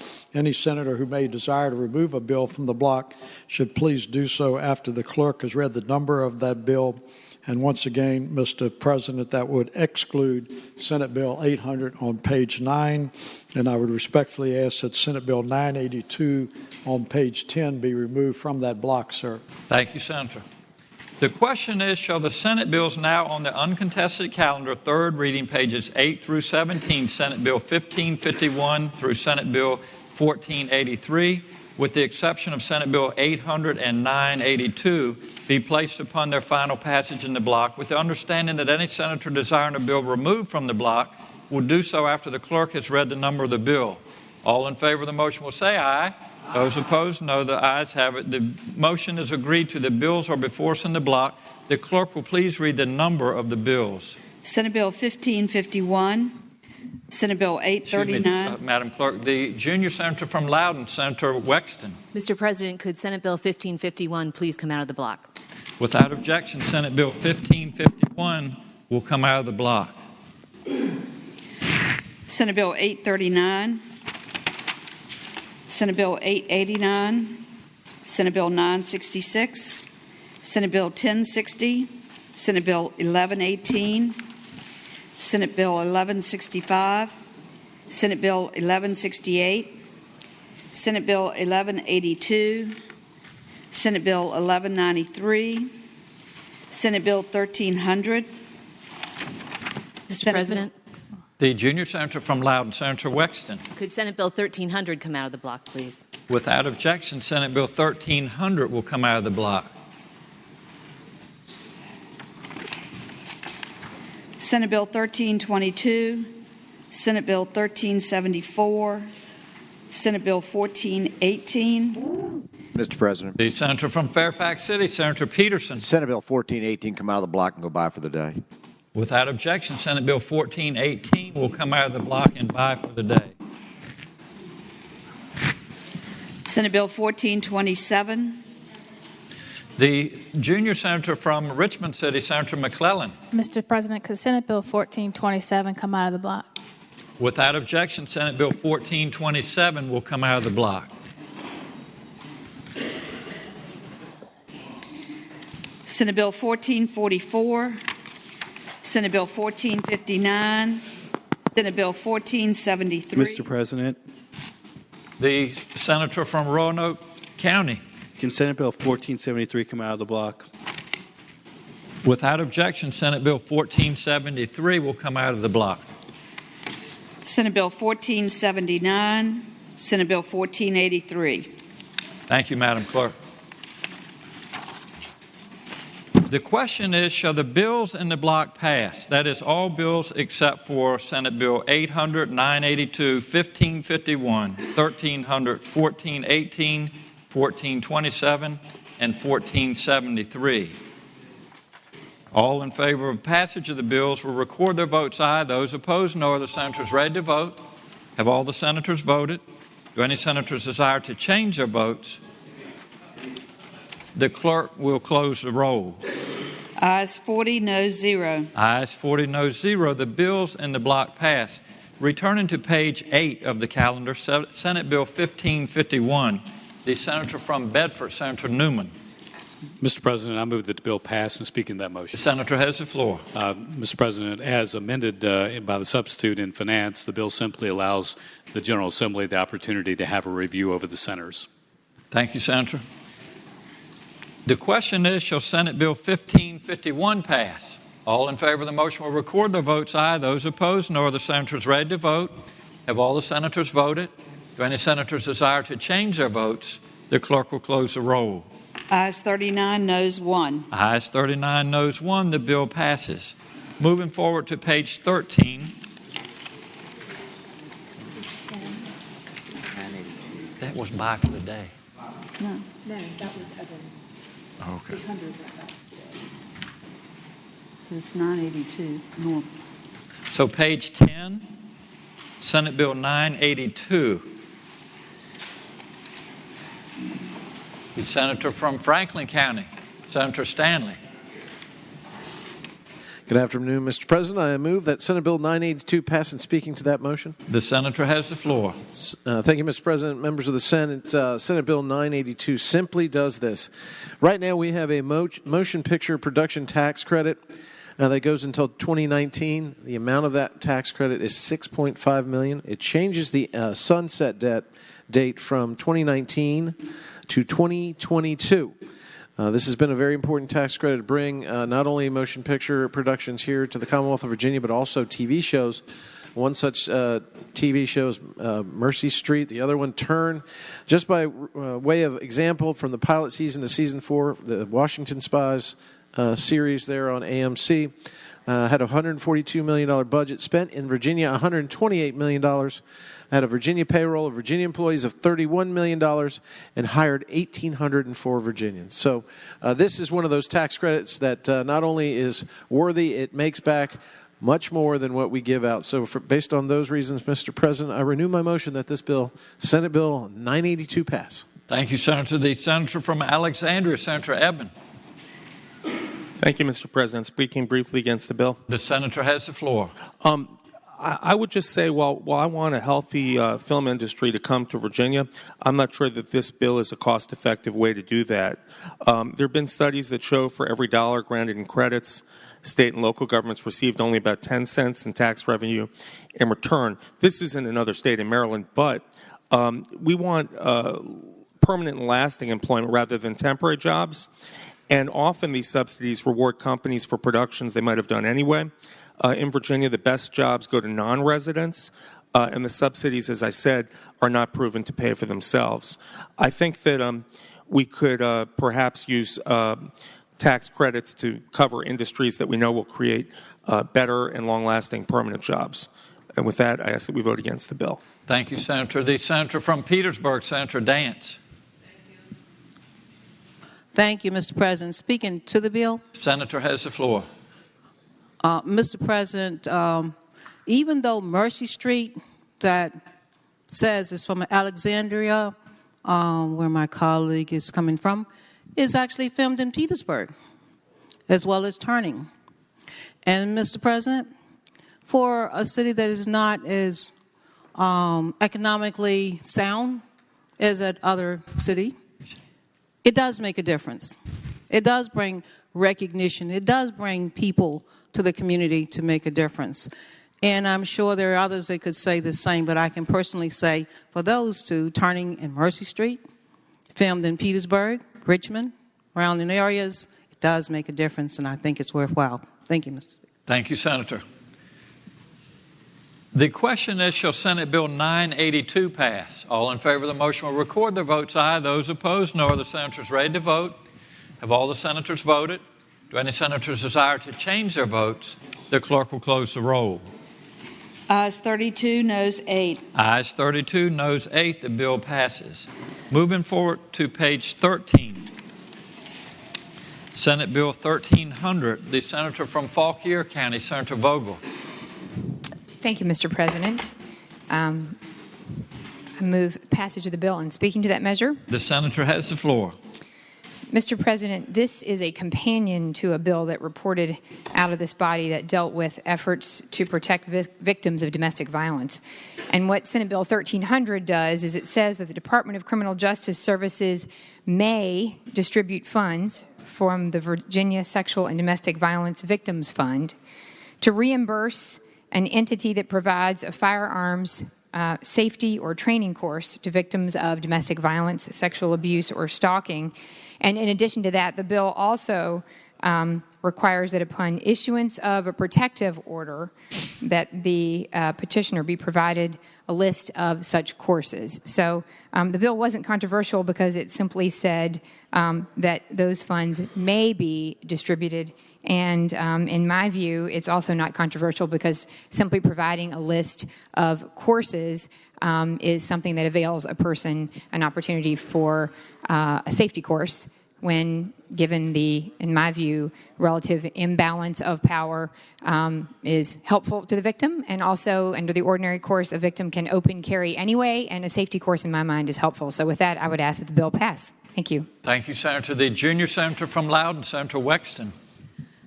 Thank you, Mr. President. Would the patron yield for a question? Would the senator from Fauquier County yield for a question? Yes, I yield. She yields, Senator. Mr. President, I would inquire of the senator what other resources we mandate the state tell victims of domestic violence about when they get their protective orders. For example, do we have to tell them about abused victims, abused women's shelters that might be available, or other emergency services that could be available to them? The senator from Fauquier, Senator Vogel. Well, I would just say, Mr. President, that we avail them of staff and make resources available to them as part of the ordinary court process. I know that there are victims advocates in the sheriff's office. There are victims advocates that we hope avail them of those resources. But in this case, we are attempting to make, we say, may make funds available, and in this case, dictate that a list of courses that would be free be provided to them. The junior senator from Loudoun. Mr. President, just speaking to the measure when the time is. The senator has the floor. Thank you, Mr. President. What this measure does is essentially elevate firearm safety courses or firearm courses above any other resource for victims of domestic violence. It's the only thing that we're going to tell them about that is available as a resource. So basically, it's like the state is sanctioning or sponsoring or endorsing women going and getting guns. And this senator doesn't want to be a part of that. Mr. President, maybe it's because I'm aware of the facts. The fact is that anytime there's a firearm present in a domestic violence situation, women are 5 times more likely to die. So I'm getting a little bit tired, Mr. President, of all the people in this chamber purporting to want to help women, but only so long as it means more guns being injected into the situation. And maybe, Mr. President, that's because I had a case in my district, which I think is pretty much the way that many of these cases go. And that's the case of Rosangela Spradling. Now, she was like a lot of other women. She got beat up by her husband a lot. And sometimes she called the police, and sometimes she wouldn't. In evidence, we know that she called the police at least 7 times to report to her home on various calls for domestic violence. But they never arrested her husband. Did I mention he was a police officer? So back in May of 2013, he was beating her up again. He was on top of her. He was strangling her. And one of her children came in and got him to stop. And she got away from him. and she went and got his service weapon. And she came back and she shot him. And she shot him dead. And now she's serving 15 years in the penitentiary. And that is a much more likely outcome than, I guess, this sort of romanticized country song version of what you all think is going to happen in these cases. So I, for one, plan to vote against this amendment or against this bill, and I hope that the members of the body will do the same. Thank you, Senator. The senator from James City County, Senator Norman. Mr. President, I rise in support of the bill. Senator has the floor. Ladies and gentlemen of the Senate, I would encourage you to reflect and support the Senate Bill 1300. As I look in the calendar, it appears to me that it has been through 2 committees and 23 separate senators have considered the bill, reflected on it, and voted in favor of it. And I do think it's perhaps slightly disingenuous to characterize the bill as romanticizing a particularly serious subject like this, and I would encourage you to support the bill. Thank you, Senator. The question is, shall Senate... Mr. President. Yes, the senator from Fauquier, Senator Vogel. Mr. President, if I just may respond, the scenario that was just set forward by the junior senator from Loudoun would seem to speak precisely to the rationale for the bill. And that is that in an environment of domestic abuse, it is most often the case that a weapon is in that environment of domestic abuse. And so offering the victim the opportunity for a safety course, for a training course, for the opportunity to understand the safe use of a weapon would seem to me to be one of the most important things that you could offer that victim. Because among the people who have spoken to me, who have advocated on this issue, and with whom I have visited, who, one, encouraged me to introduce the first bill and then this companion bill, this was something that I did not consider lightly. Introducing a weapon and in addition to that, the opportunity for a training course is a very serious matter when you're considering the issue of domestic violence and something as serious as death. And the person who had the most impact on me was the person who was my close friend who for 26 years was tortured and abused and beaten and threatened with a machete and had a gun held to her head. And she was so afraid for her own life and so rarely had the opportunity to get out from under the constant supervision of her abuser that she never had the opportunity, almost never had the opportunity to obtain the opportunity to avail herself of a training course or any of the things that would have empowered her.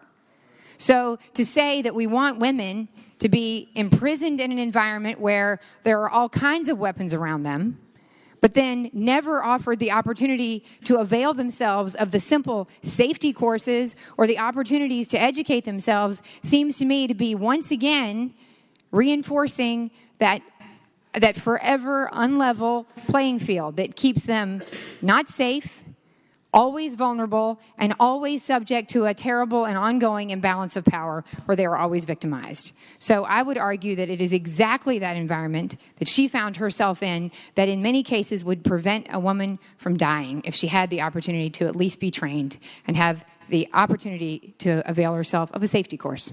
So with that, Mr. President, I would move that the bill pass. Thank you, Senator. The question is, shall Senate Bill 1300 pass? All in favor of the motion will record their votes aye. Those opposed, no. Are the senators ready to vote? Have all the senators voted? Do any senators desire to change their votes? The clerk will close the roll. Ayes 28, noes 12. Ayes 28, noes 12. The bill passes. Moving forward to page 15 of the calendar. Senate Bill 1427, the senator from Franklin County, Senator Stanley. Thank you, Mr. President. I move that Senate Bill 1427 pass. And speaking to that motion, sir. The senator has the floor. And I thank you for that, sir. Senate Bill 1427 is a bill that modifies the education tax credit that we have. We have a $25 million education tax credit, which allows basically for school choice for those living just above, at, and below the poverty level. So that just because those families cannot afford to send their child to a private school when the public school is failing them or they're not succeeding in that public school, that nevertheless they can get a scholarship to have their child sent to a private school of their choice. The scholarship program itself is derived from having individuals and corporations make donations to these scholarship funds that are approved by the state. And once they're made, then they get 65% tax credit off income taxes that are paid to the state. In return, the child that is either 300% or below to the poverty level and below can attend the school of their choice. Now, what this does is it has a section about who is eligible, and what we didn't have until this bill was that what I'm trying to do is expand that eligibility pool to include eligible pre-kindergarten children. And ladies and gentlemen, an eligible pre-kindergarten child under Senate Bill 1427 is a resident of Virginia, a child who is an at-risk 4-year-old unserved by the Head Start program, enrolled in or attending a non-public pre-kindergarten program, and whose family either does not have an annual household income in excess of 300% of the current poverty guidelines, which is very low, or 400% of such guidelines in cases where an individualized education program has been written and finalized in accordance with the individualized and IED program. So this also makes those children of those families who are homeless qualified to receive a scholarship to go to a private pre-kindergarten program that is approved and qualified through the Commonwealth of Virginia. This is giving those children an opportunity to get an education, especially at or below the poverty level, where if we do not capture them now, we may lose them forever. This is the greatest opportunity for them to have an educational opportunity that is not otherwise for them. For those reasons, Mr. President, I now move that Senate Bill 1427 pass. Thank you, Senator. The senator from Southern Fairfax County, Senator Barker. Mr. President, I rise to speak to the bill. The senator has the floor. Mr. President, I would encourage the body to support this particular measure here. There's, I think, a couple of things that are very significant in this situation. One is this does not increase the total amount of funds that are potentially available for tax credits for the education purpose. So it's not taking money, it's not adding to that particular fund.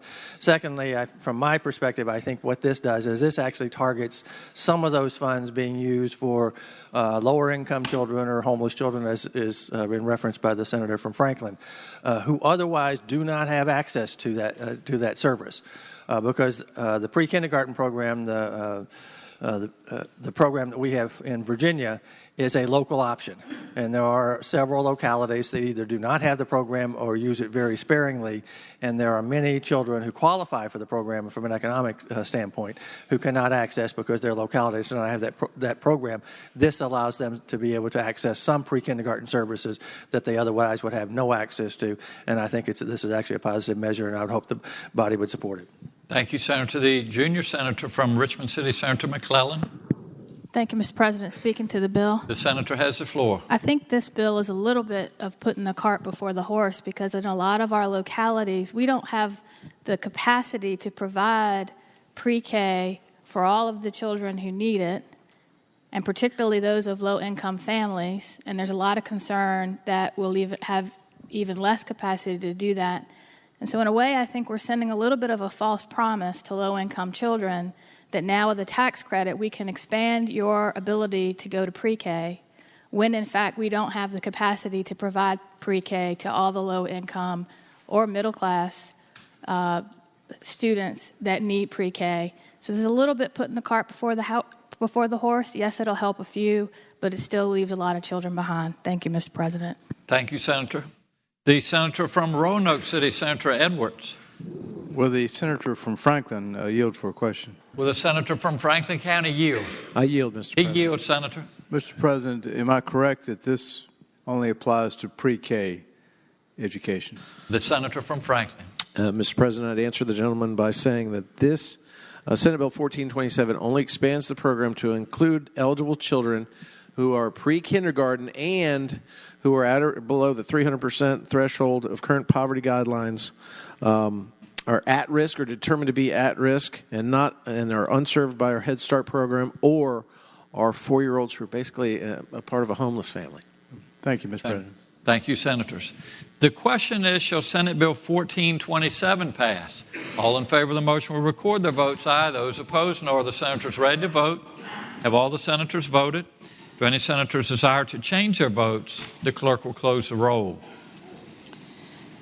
Ayes 39, no 0, Rule 36-1. Ayes 39, no 0, Rule 36-1, the bill passes. Moving forward to page 16 of the calendar, Senate Bill 1473, the senior senator from Fairfax County, Senator Saslaw. Mr. President, this is a follow-on to a bill that I got through here in the 2014 session, and it's the start of Dominion placing their power lines underground.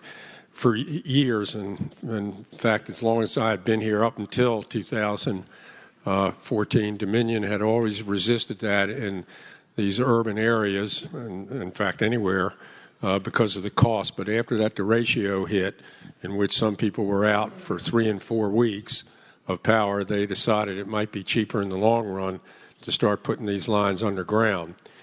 And it's been kind of a, maneuvering through the SEC hasn't been the easiest thing, and we, thus, is the reason you see the follow-on bill before you.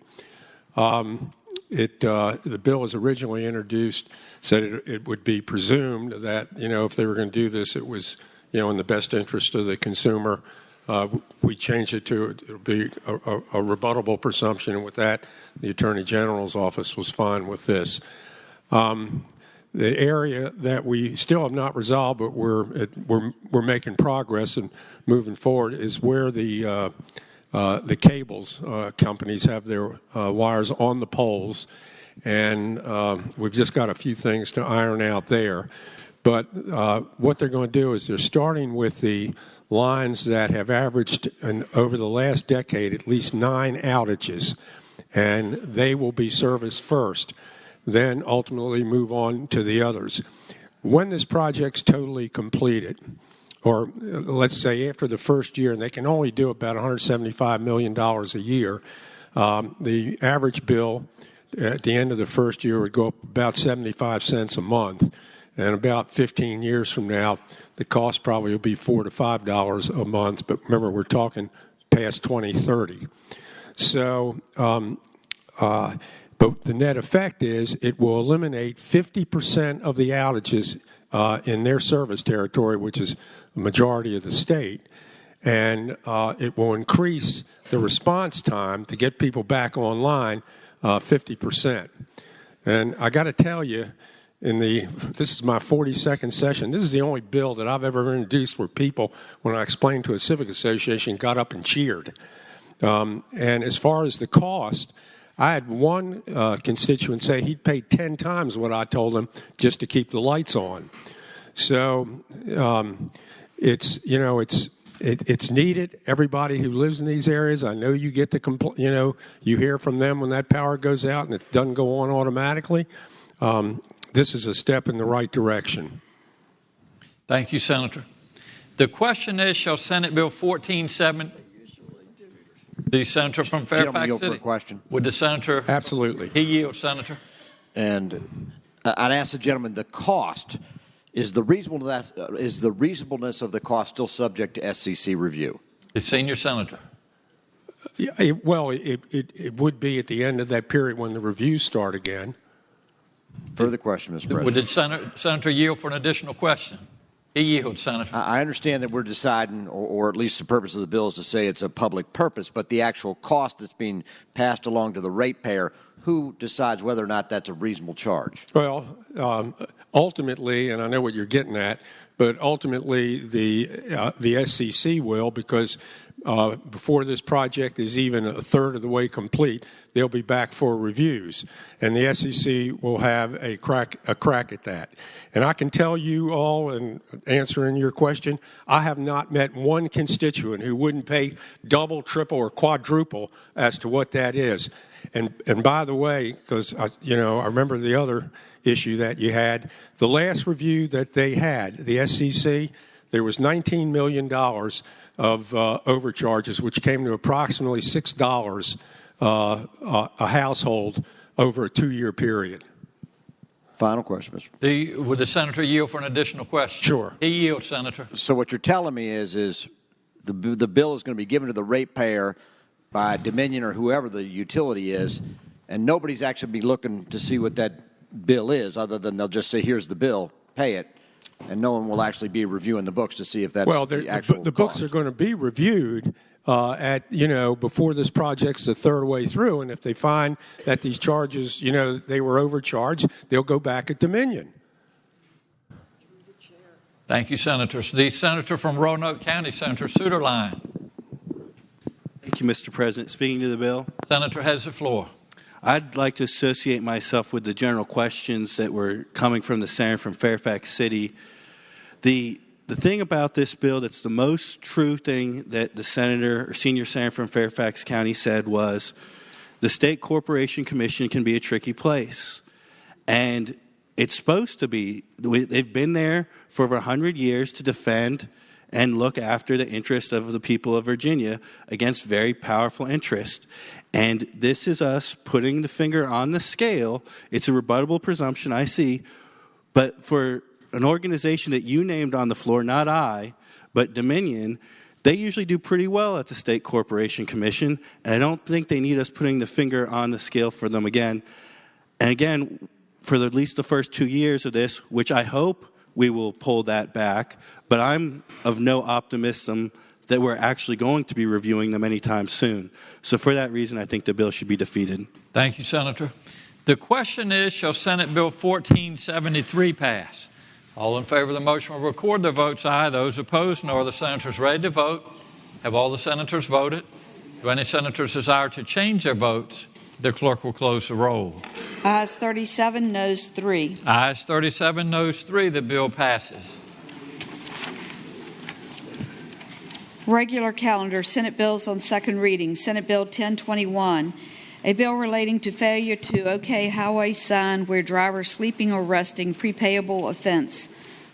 Reported from the Committee on Transportation. The Senator from Southern Fairfax County, Senator Barker. Mr. President, I move that bill go by for the day. Without objection, Senate Bill 1021 will go by for the day. Senate Bill 1012, a bill relating to civil action for unlawful creation of image of another. Reported from the Committee for Courts of Justice with amendments. The junior senator from Loudoun, Senator Wexton.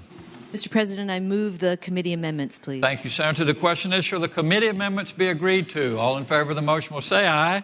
Those opposed, no. The ayes have it. The amendments are agreed to. The junior senator from Loudoun. Mr. President, I move that the bill be engrossed and advanced to its third read. The question is, shall the bill be engrossed and advanced to its third reading? All in favor of the motion will say aye. Those opposed, no. The ayes have it. The bill is engrossed and advanced to its third reading.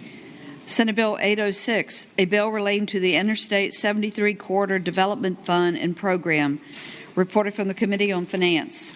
The senator from Franklin County, Senator Stanley. Thank you, Mr. President. I now move that the Senate Bill 806 be engrossed and advanced to its third reading. The question is, shall the bill be engrossed and advanced to its third reading? All in favor of the motion will say aye. Those opposed, no. The ayes have it. The bill is engrossed and advanced to its third reading. Senate Bill 959, a bill relating to the Virginia Residential Landlord and Tenant Act, landlord to inspect vacated dwelling until unit for abandoned animals penalty. Reported from the Committee on General Laws and Technology with a substitute. The senator from Northern Chesapeake, Senator Spruill. Mr. President, I move the substitute. Thank you, Senator. The question is, shall the committee substitute be agreed to? All in favor of the motion will say aye. Those opposed, no. The ayes have it. The substitute is agreed to. The senator from Northern Chesapeake. Thank you, Mr. President. Move that the bill be engrossed and passed to its third reading. The question is, shall the bill be engrossed and advanced to its third reading? All in favor of the motion will say aye. Those opposed, no. The ayes have it. The bill is engrossed and advanced to its third reading. Senate Bill 991, a bill relating to residential rental property. Reported from the Committee on General Laws and Technology with a substitute. The senator from Petersburg, Senator Dance.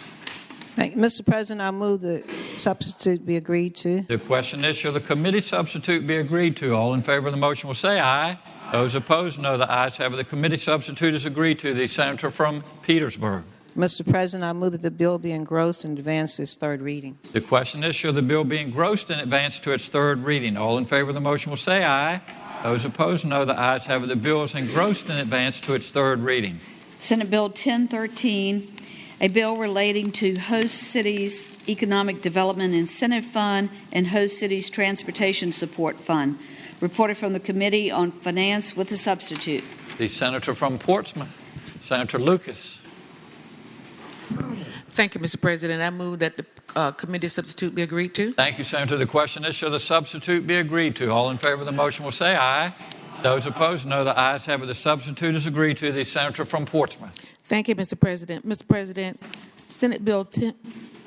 Mr. President, I move that the bill be engrossed and advanced to its third constitutional reading. Thank you, Senator. The question is, should the bill be engrossed and advanced to its third reading? All in favor of the motion will say aye. Those opposed, no. The ayes have it. The bill is engrossed and advanced to its third reading. Senate Bill 1110, a bill relating to State Corporation Commission approval of utility facilities. Reported from the Committee on Commerce and Labor. The senator from Franklin County, Senator Stanley. Thank you, Mr. President. I now move that Senate Bill 1110 be engrossed and advanced to its third reading. The question is, shall the bill be engrossed and advanced to its third reading? All in favor of the motion will say aye. Those opposed, no. The ayes have it. The bill is engrossed and advanced to its third reading. Senate Bill 1123, a bill relating to the Manufactured Home Lot Rental Act renewal of lease. Reported from the Committee on General Laws and Technology with a substitute. The senator from Prince William County, Senator McPike. I move the substitute be agreed to. Thank you, Senator. The question is, shall the committee substitute be agreed to? All in favor of the motion will say aye.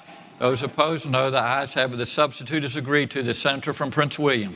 Move the bill be engrossed and advanced to its third reading. The question is, shall the bill be engrossed and advanced to its third reading? All in favor of the motion will say aye. Those opposed, no. The ayes have it. The bill is engrossed and advanced to its third reading. Senate Bill 1198, a bill relating to operations of emergency vehicles, emergency vehicle operators course. Reported from the Committee on General Laws and Technology. The junior senator from Virginia Beach, Senator DeSteffe. Mr. President, I move the bill be engrossed and advanced to its third constitutional reading. The question is, shall the bill be engrossed and advanced to its third reading? All in favor of the motion will say aye. Those opposed, no. The ayes have it. The bill is engrossed and advanced to its third reading. Senate Bill 1226, a bill relating to the Virginia Freedom of Information Act, Public Procurement Act, Proprietary Records, and Trade Secrets Solar Energy Agreements. Reported from the Committee on General Laws and Technology. The senator from Roanoke City, Senator Edwards. Mr. President, I move that the bill be engrossed and advanced to its third reading. The question is, shall the bill be engrossed and advanced to its third reading? All in favor of the motion will say aye. Those opposed, no. The ayes have it. The bill is engrossed and advanced to its third reading.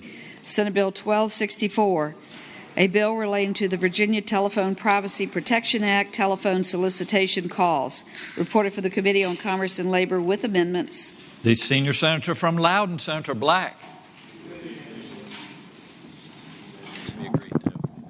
I move that the committee amendments be agreed to. Thank you, Senator. The question is, shall the committee amendments be agreed to? All in favor of the motion will say aye. Those opposed, no. The ayes have it. The committee amendments are agreed to. The senior senator from Loudoun. I move that the measure be engrossed and advanced to third reading. The question is, shall the bill be engrossed and advanced to its third reading? All in favor of the motion will say aye. Those opposed, no. The ayes have it. The bill is engrossed and advanced to its third reading. Senate Bill 1265, a bill relating to the Department of General Services, maintenance of property records, notification when deed, lease, or other agreement is to terminate. Reported for the Committee on General Laws and Technology with a substitute. The senator from Russell County, Senator Chafin. Mr. President, I move that the committee substitute be agreed to. The question is, shall the committee substitute be agreed to? All in favor of the motion will say aye. Those opposed, no. The ayes have it. The substitute is agreed to. The senator from Russell County. I move that the bill be engrossed and advanced to its third reading. The question is, shall the bill be engrossed and advanced to its third reading? All in favor of the motion will say aye. Those opposed, no. The ayes have it. The bill is engrossed and advanced to its third reading. Senate Bill 1282, a bill relating to wireless communications infrastructure. Reported for the Committee on Commerce and Labor with a substitute. The senator from Hanover, Senator McDougal. Mr. President, I move the committee substitute be agreed to. The question is, shall the committee substitute be agreed to? All in favor of the motion will say aye. Those opposed, no. The ayes have it. The committee substitute is agreed to. Mr. President, I move the bill be engrossed and advanced to its third reading. Thank you, Senator. The question is, shall the bill be engrossed and advanced to its third reading? All in favor of the motion will say aye. Those opposed, no. The ayes have it. The bill is engrossed and advanced to its third reading. Senate Bill 1341, a bill relating to digital certification of government records.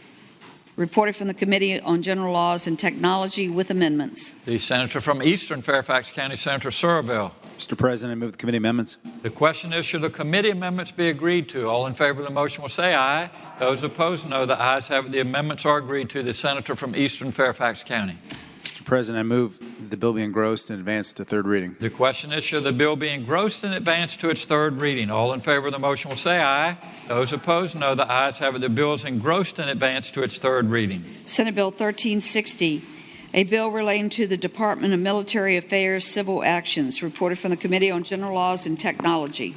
The senator from Spotsylvania, Senator Reeves. Thank you, Mr. President. Move that we engross and advance the bill. The question is, should the bill be engrossed and advanced to its third reading? All in favor of the motion will say aye. Those opposed, no. The ayes have it. The bill is engrossed and advanced to its third reading. Senate Bill 1393, a bill relating to electric utility regulation pilot programs for community solar development, reported from the Committee on Commerce and Labor with a substitute. The senior senator from Virginia Beach, Senator Wagner.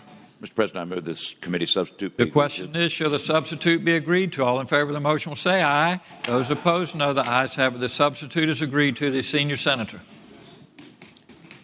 Mr. President, I move the bill be engrossed and advanced to its third reading. The question is, shall the bill be engrossed and advanced to its third reading? All in favor of the motion will say aye. Those opposed, no. The ayes have it. The bill is engrossed and advanced to its third reading. Senate Bill 1394, a bill relating to small agricultural generators, sale of electric power, net metering, reported from the Committee on Commerce and Labor with a substitute. Senior senator from Virginia Beach. Mr. President, I move the committee substitute be agreed to. The question is, shall the substitute be agreed to? All in favor of the motion will say aye.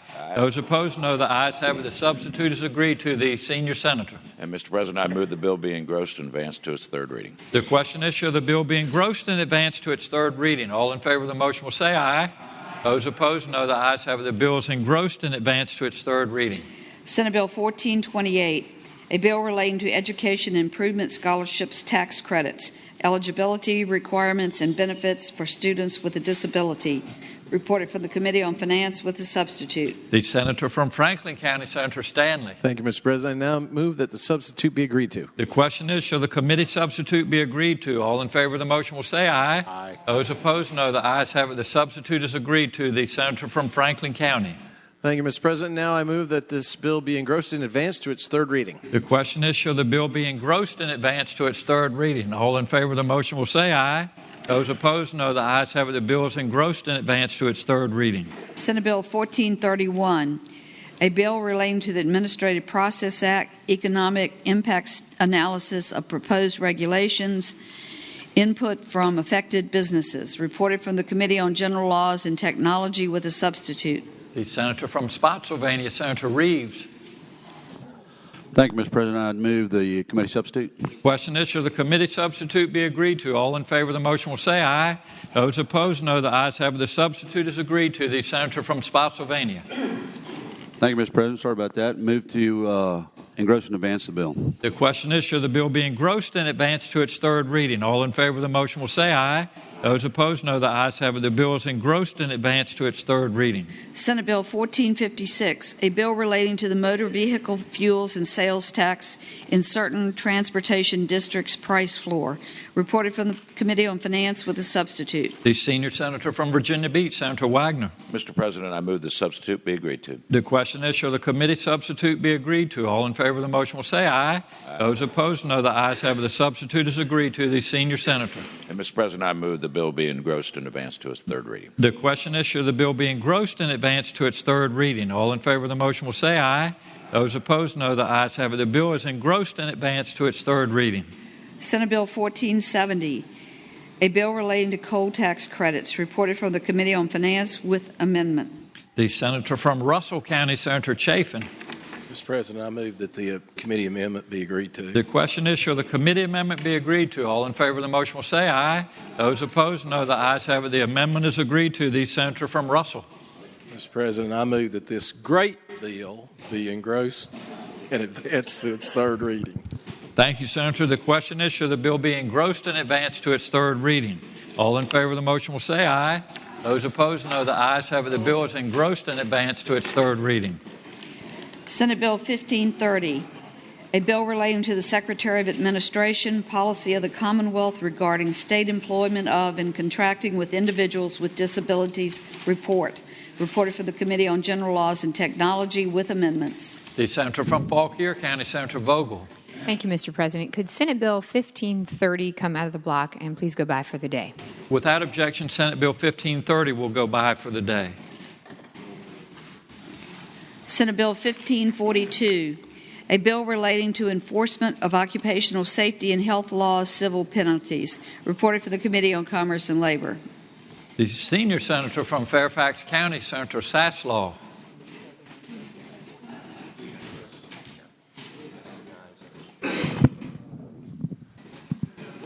Yeah, I would move that we engross and advance Senate Bill 1542 to its third reading. Thank you, Senator. The question is, should the bill be engrossed and advanced to its third reading? All in favor of the motion will say aye.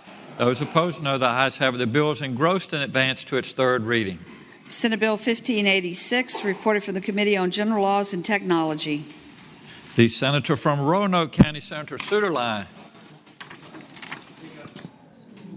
It's already out of the block. Mr. President, I would move that SB 1586 be engrossed and advanced to its third constitutional reading. Thank you, Senator. The question is, should the bill be engrossed and advanced to its third reading? All in favor of the motion will say aye. Those opposed, no. The ayes have it. The bill is engrossed and advanced to its third reading. Uncontested calendar, Senate bills on first reading. The senator from James City County, Senator Norman. Thank you, Mr. President. I respectfully move that all the Senate bills on the first reading on both the uncontested and regular calendar, which would include all Senate bills on pages 27 through 44, including all Senate bills all Senate bills 838 through Senate Bill 1585, the rules of the Senate be suspended and the first constitutional reading of the titles be dispensed with. Thank you, Senator. The question is, shall the rules be suspended and the first reading of the titles of Senate bills on the uncontested and regular calendars, pages 27 through 44, Senate Bill 838 through Senate Bill 1585, be dispensed with? All in favor of the motion will record their votes aye. Those opposed, no. Are the senators ready to vote? Have all the senators voted? Do any senators desire to change their votes? The clerk will close the roll. Ayes 40, no 0. Ayes 40, no 0. The reading of the titles is dispensed with. The senator from James City County. Mr. President, I would now move that all the bills be passed by for the day, sir. Thank you, Senator. The question is, shall the Senate bills on the uncontested and regular calendars now on second reading go by for the day? All in favor of the motion will say aye. Those opposed, no. The ayes have it. The bills will go by for the day.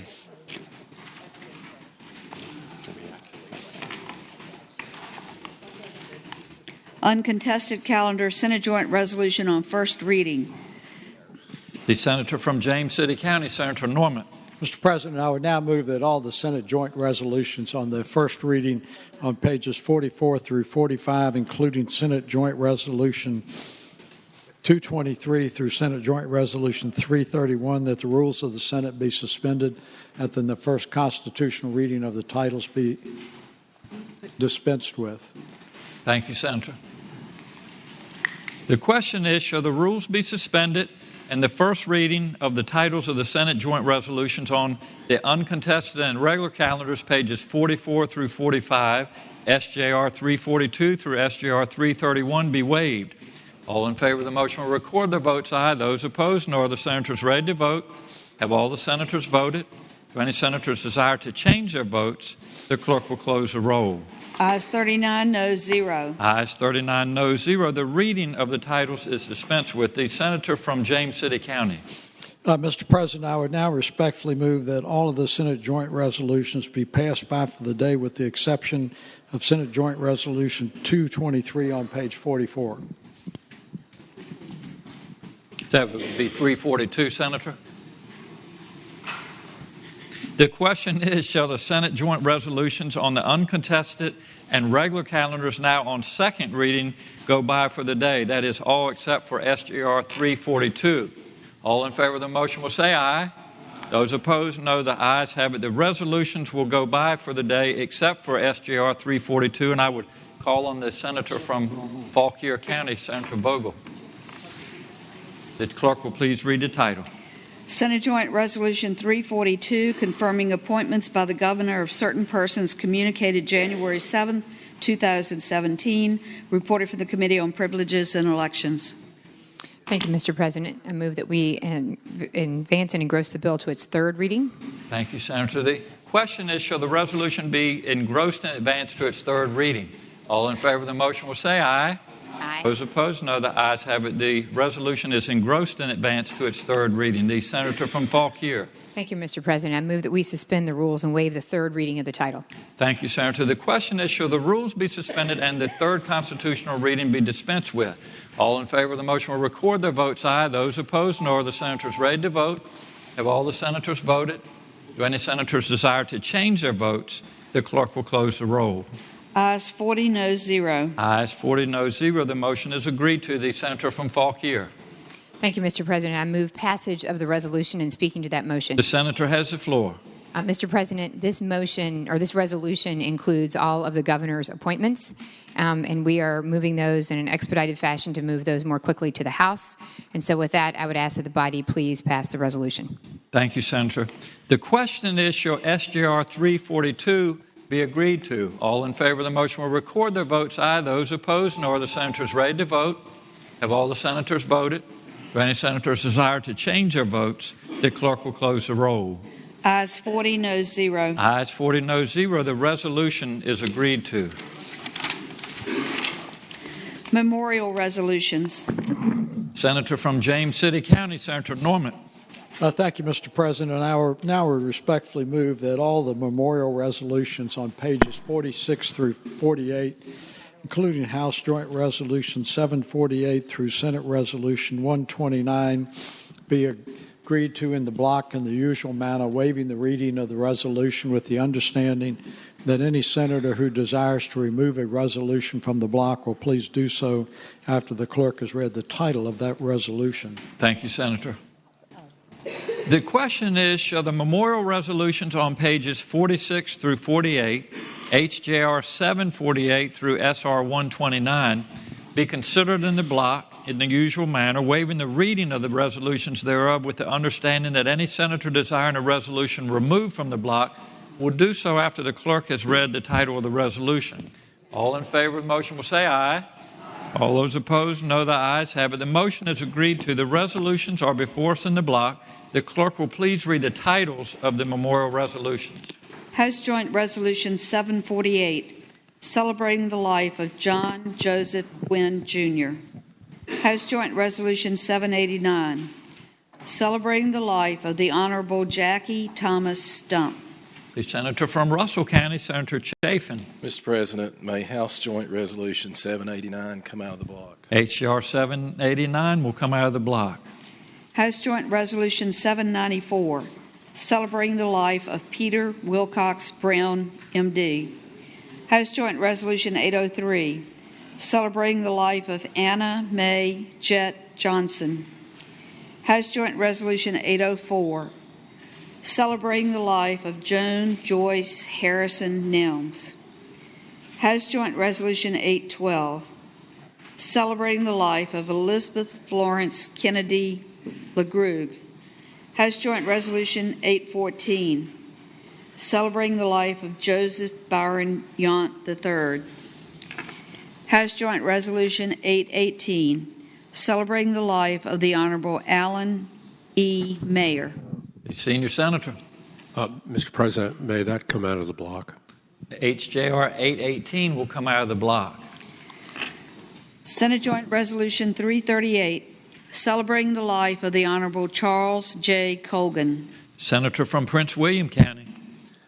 Mr. President, can SJR 338 come out of the block? SJR 338 will come out of the block. Senate Joint Resolution 347, celebrating the life of Oliver Rodney Hunt Singleton. Senate Joint Resolution 348. The senator from Petersburg, Senator Dance. Mr. President, can SJR 347 come out of the block and be passed by for today? Without objection, SJR 347 will come out of the block and by for the day. Senate Joint Resolution 348, celebrating the life of Robert Lee Kemp. Senate Joint Resolution 349, celebrating the life of Rebecca T. Dixon. Senate Joint Resolution 353, celebrating the life of Elnora S. Branch. Senate Joint Resolution 354, celebrating the life of Warner Ray Hargis, Jr.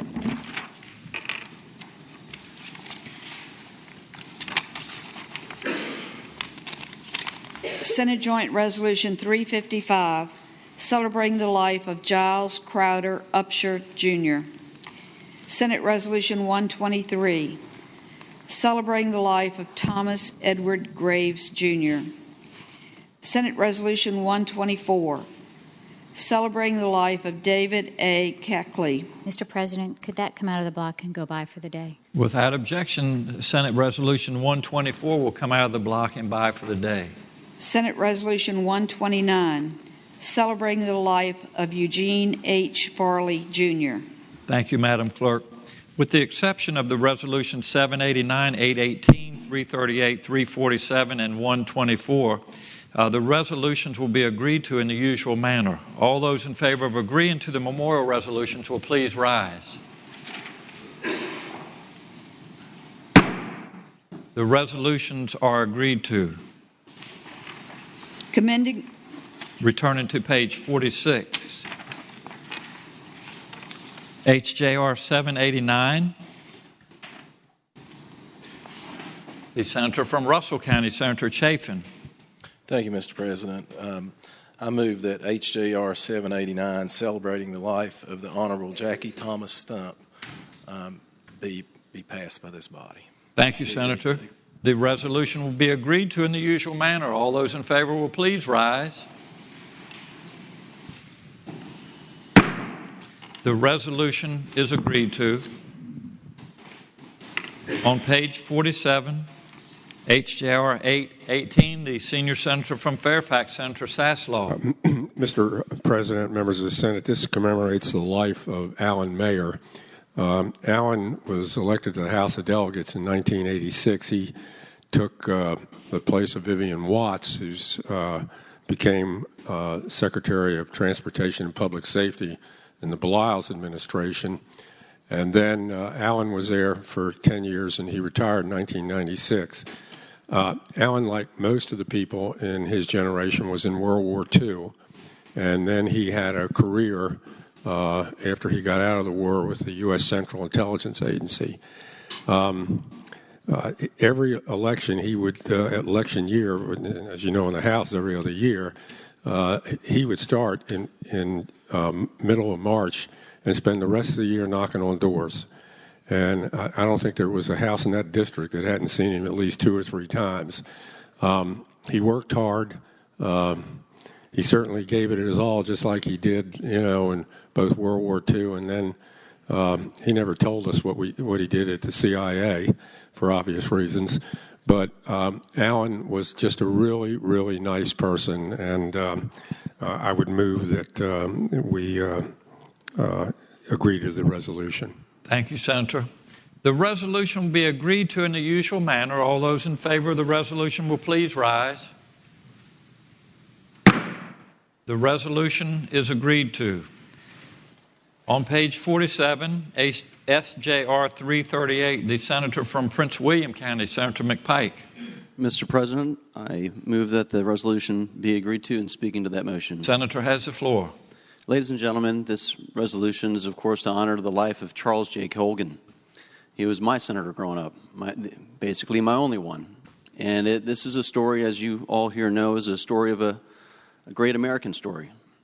A gentleman orphaned at age 5, raised by his grandparents in a farm in Garrett County, Maryland, enlisted in the Army after high school, serving in World War II in Italy. Came back after the war and started a small business. Moved to Manassas in 1964, started an airline company. Just himself and a handful of folks to pull together an operation that would go on to employ over 1,100 people. Joined the Board of Supervisor for Prince William County in the early 70s, and then was elected to this chamber, the State Senate, in 1975, and would go on to serve 40 years, and many of those years with you, many of you here. And on behalf of Manassas Park, Prince William County, and all the residents, his life entailed deeds of hope, enjoyment, sharing, and caring, and true empathy for others, that we all enjoyed his time with us, and also thanks to his family for sharing him with all of the Commonwealth of Virginia. And as he is survived by his 8 children, their spouses, 24 grandchildren, and 22 great-grandchildren. And I ask the resolution be agreed to. Thank you, Senator. The senior senator from Fairfax, Senator Saslaw. Mr. President, Senator Colgan and I came here at the same time. I was in the House, and that was in 1976.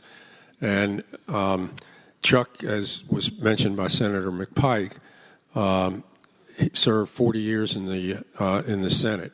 And a lot of you did have the chance to serve with him. He certainly was one of the most decent people that I've ever met in or out of politics. Just a nice guy, very bright, easy to get along with. And, he always voted his conscience. Sometimes I wished he hadn't, but he did. And, you certainly can't be critical of anybody for doing that.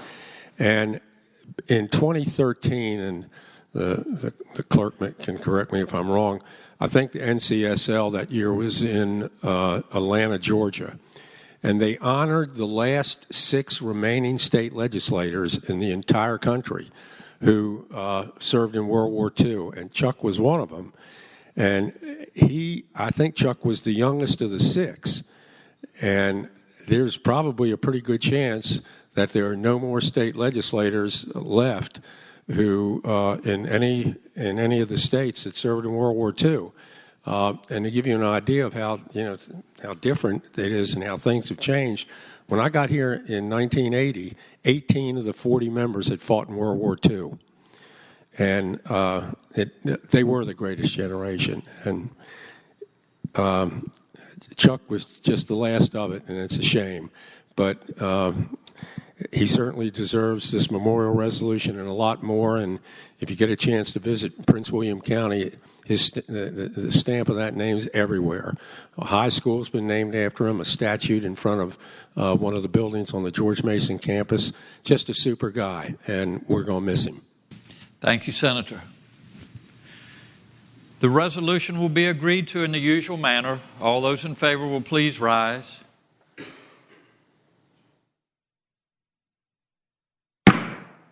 The resolution is agreed to. Commending resolutions.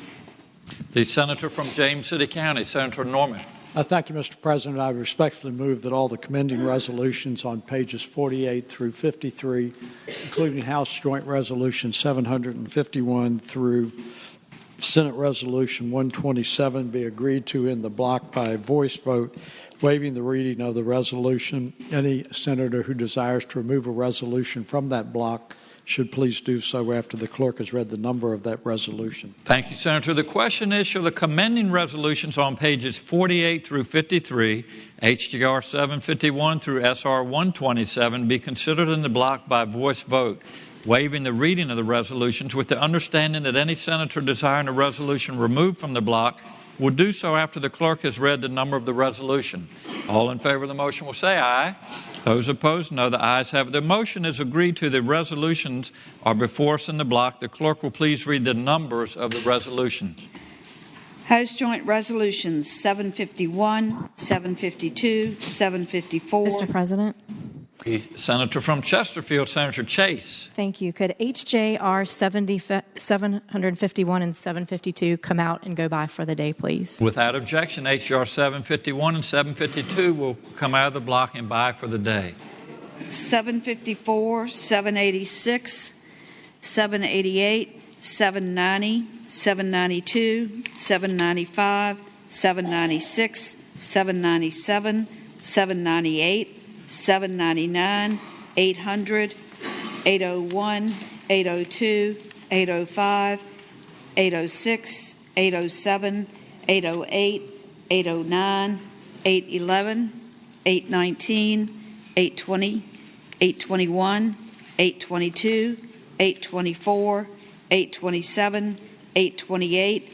Senate Joint Resolutions 315, 323, 343, 344, 345, 346, 350, 351, 352, 356, 357, 358, Senate Resolutions 122, 125, 127. Thank you, Madam Clerk.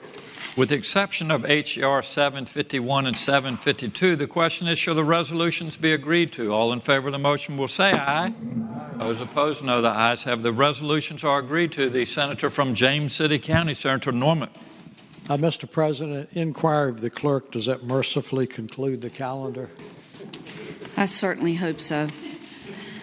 Thank you, Madam Clerk. Is there any other business for the Senate? The senator from Arlington, Senator Favola. Thank you, Mr. President. I rise on a point of personal privilege. The senator has the floor. Thank you, Mr. President. I'm delighted to announce that Nestle has moved its headquarters all the way from California to Arlington County in Virginia. Nestle will invest $40 million and add 748 new jobs. So this will give you another reason to come visit Arlington. The governor was particularly influential in making this move happen. Under his leadership, of course, the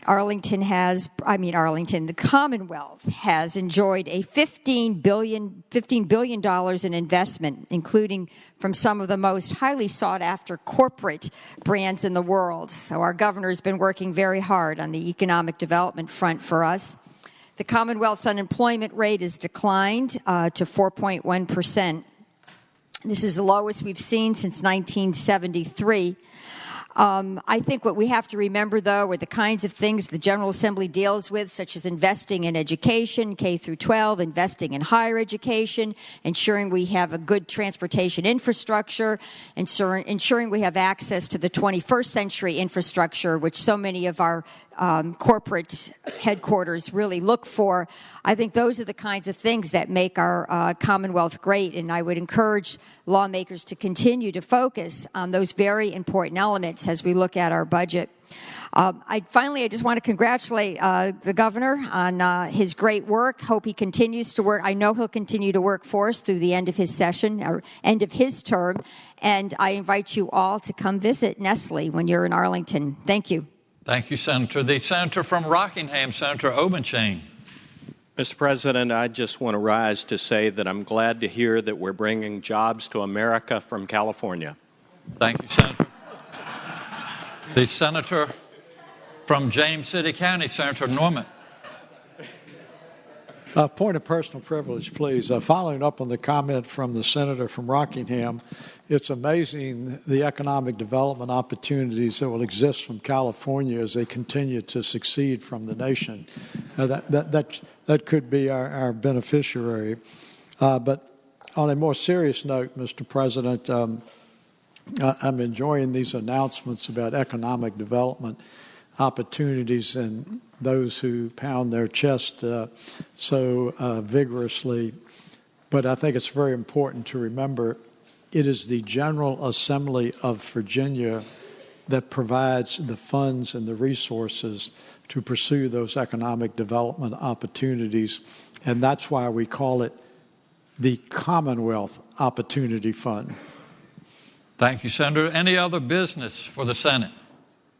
The clerk will please report any announcements on the desk. Today, Thursday, February 2nd, the Committee on Privileges and Elections will meet immediately upon adjournment at the chair's desk. Privileges and Elections immediately upon adjournment at the chair's desk.